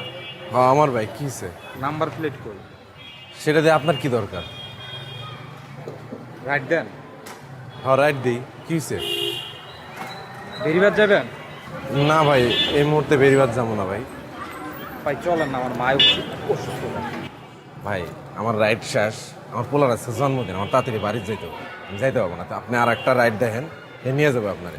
ভাই কি করতে আর বইলে আসেন, আমার মায়ের অসুস্থ ভাই। আপনার মা অসুস্থ থাকলে কি একজন হেল্প করতো না? এই মুহূর্তে ভাই এই বেরিবাদে আমার বাড়িটা থাকলো উল্টা দিকে, আমার যাইতে অনেক দেরি হয়ে যাবে। ভাই একটু স্যাক্রিফাইস করেন না ভাই। আমার মা অসুস্থ, আপনার মা অসুস্থ থাকলে কি আপনি করতেন না? আরে একটু বাড়াই দেবো ভাই, চলেন ভাই। আরে এই সময় বেরিবাদ কেমনে যাবো ভাই? আয়ান না, আমি তো আপনার সাথে যাইতেছি ভাই, আমার একটু নামাই দিয়ে আসেন, খুব দরকার ভাই। চলেন ভাই। আচ্ছা ঠিক আছে, চলেন।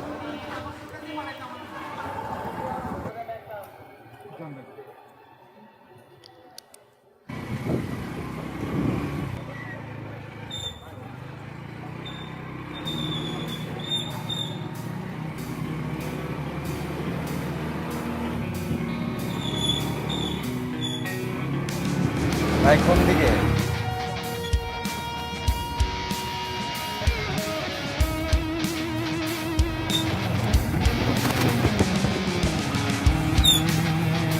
ভাই আর কোন দিকে যাবো কোন তো?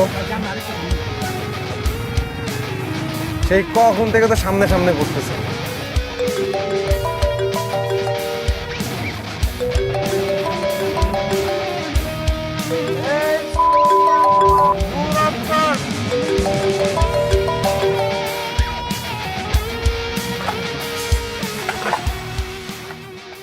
মা, শফিকরে ডাক দাও।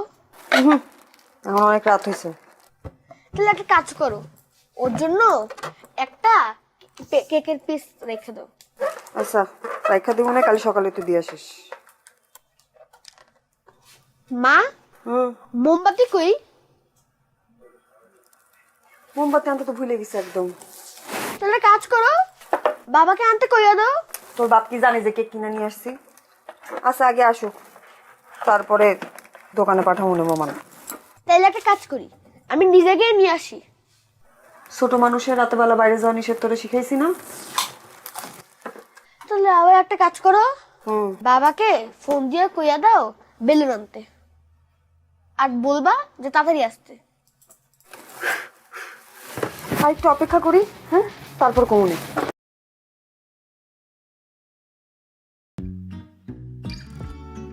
Anh bên đây để họ ta nói cái từ đấy. Anh hỏi cho ta.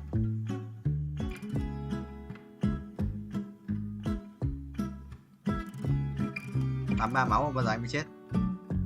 Đừng quá.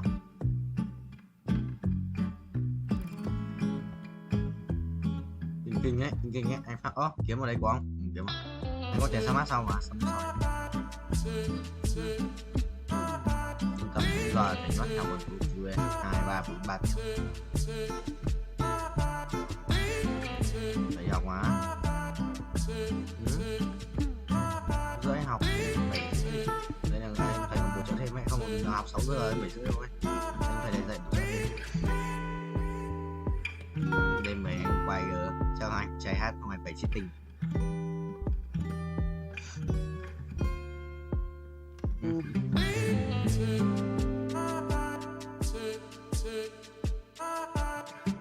Quay phát xong game này xong hết luôn như game này sao? Hết lượt quay game.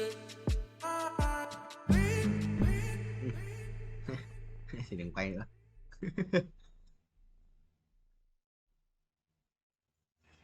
À, không hay là gì làm mình đã không quay kệ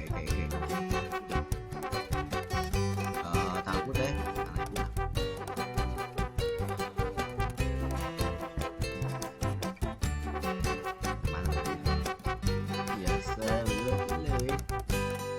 nhớ bây giờ đã chốc về đi nha.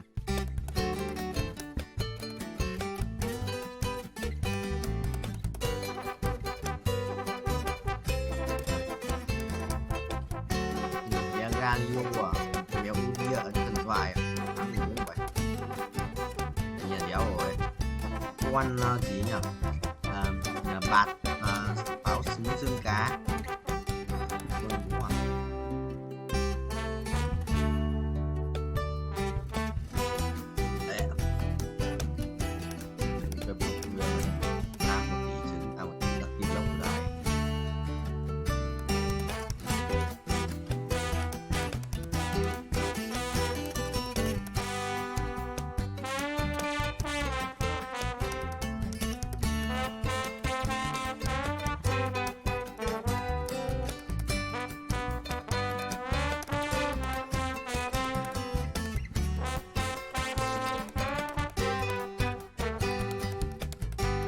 ba cũng thì phải quân hóa hai quân để lẻ được chịu.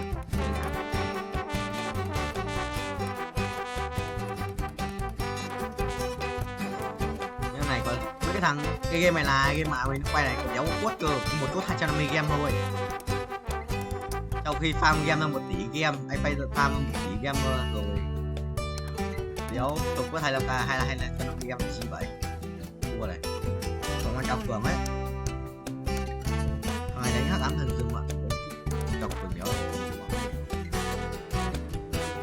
Nhưng mà là người làm việc phải tết làm việc.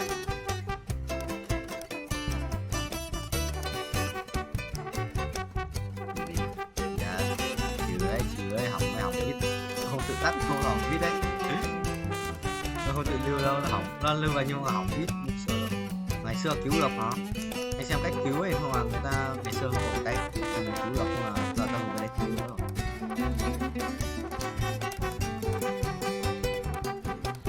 Anh chỉ tắt nhầm Roblox của anh chỉ tắt nhầm một ghét rồi. Không gọi là crash thì nó làm thế nào, cảnh đấy crash máy luôn nhỉ. Đâu rồi?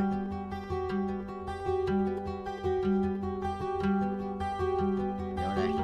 Chẳng vàng ạ. What the hell? Hắc ám đúng rồi. Gần đấy, rồi ơi. Bàn tay. Nó lắp cái đó. Hắc ám nó đấy à? Nhớ gì nhỉ?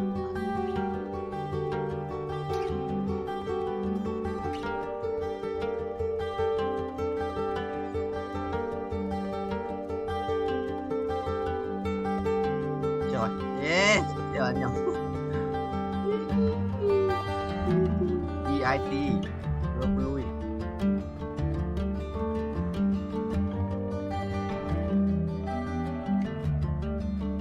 Một năm, đi gắt 2, anh sẽ KO2, KO2, 2 điểm đẹp. Cái gì tự lực kéo vào chết. Thôi anh đi bớt đây, lên map của em đi bớt được luôn mà. Đi bớt được lắm. Chỉ là một số lẻ triệu ở đấy chỉ là có số lẻ thôi, và toàn phạm tỷ thôi.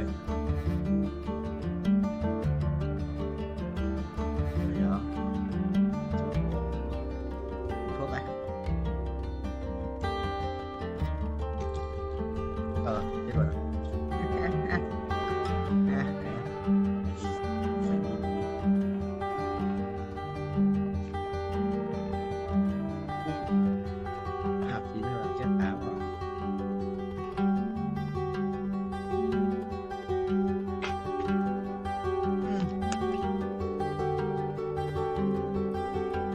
chết rồi.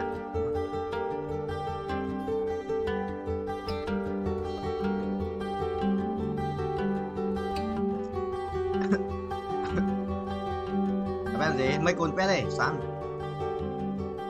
mấy con pet đây có mấy con pet mà cứ make vào cho gọn này, cứ make vào cho gọn nói anh liều lời xóa lắm.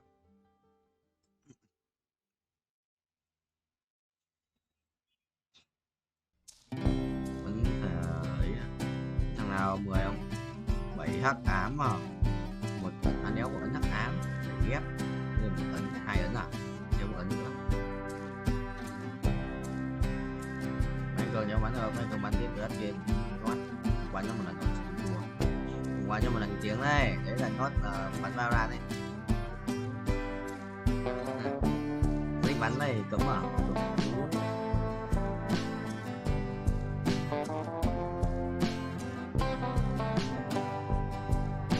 không à, không qua tao hỏi thôi, tao bảo là nó gửi link Facebook cho hai ông anh, nó bảo là có cái gì mà kiểu thắc mắc hay cần xử lý thì nhắn tin trực tiếp cho hai anh này nhé. Không vào không có lần tao nhắn hai ông ấy trả bố tiền.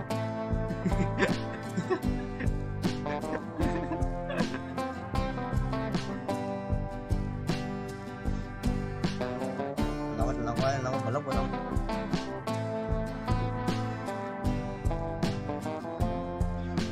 Rồi đấy. ngộ không quyền năng, ngộ không quyền năng. Chuẩn. Chưa, 2 tiếng đâu. Qua gần 2 giờ đâu nhỉ? Đây đi. Anh mới chơi được 8 tiếng ngồi ngủ. 6 tiếng. Chơi 8 tiếng, 6 tiếng 4. Mấy tiếng gì? Không, cái là anh treo à? Cái lúc không cưới, lúc không quay anh cũng treo à? Biết mà nhiều anh em rất nhiều. Nhiều hơn. Cái lúc mà anh còn chết là mấy tiếng đầu, em đã sang là mấy tiếng sau rồi quên à?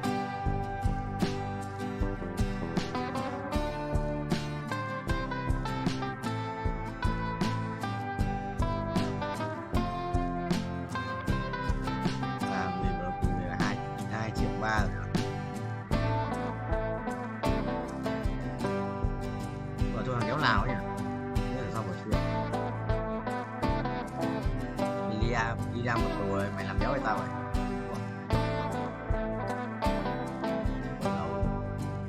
Con nghe này chắc kéo ra được mất với tao, con nghe đấy chắc không ra được thật đấy. Quỷ đó chịu được. Quỷ Lam game mình là linh ở cầm cái ấn nó là gì? Là ấn hắc ám. Linh cung má. Hay là linh cung lại cầm linh cung.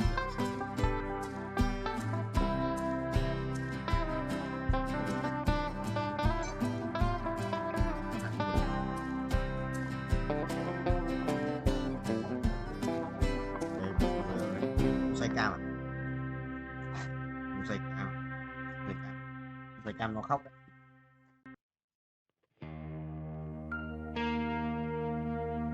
Xoay cam lắng nghe tiếng của linh hồn.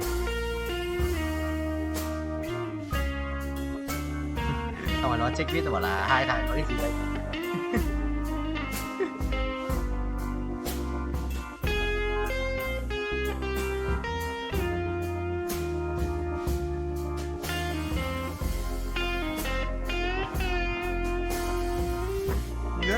Check bao nhiêu follow? Ngoài là check cười mày xem bao nhiêu follow. Mày lúc mày nhìn thấy bao nhiêu follow?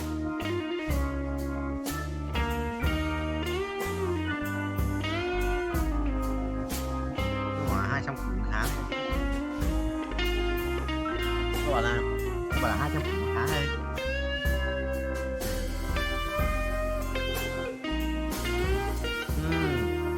Mà cái kênh mà kênh đang mặt này.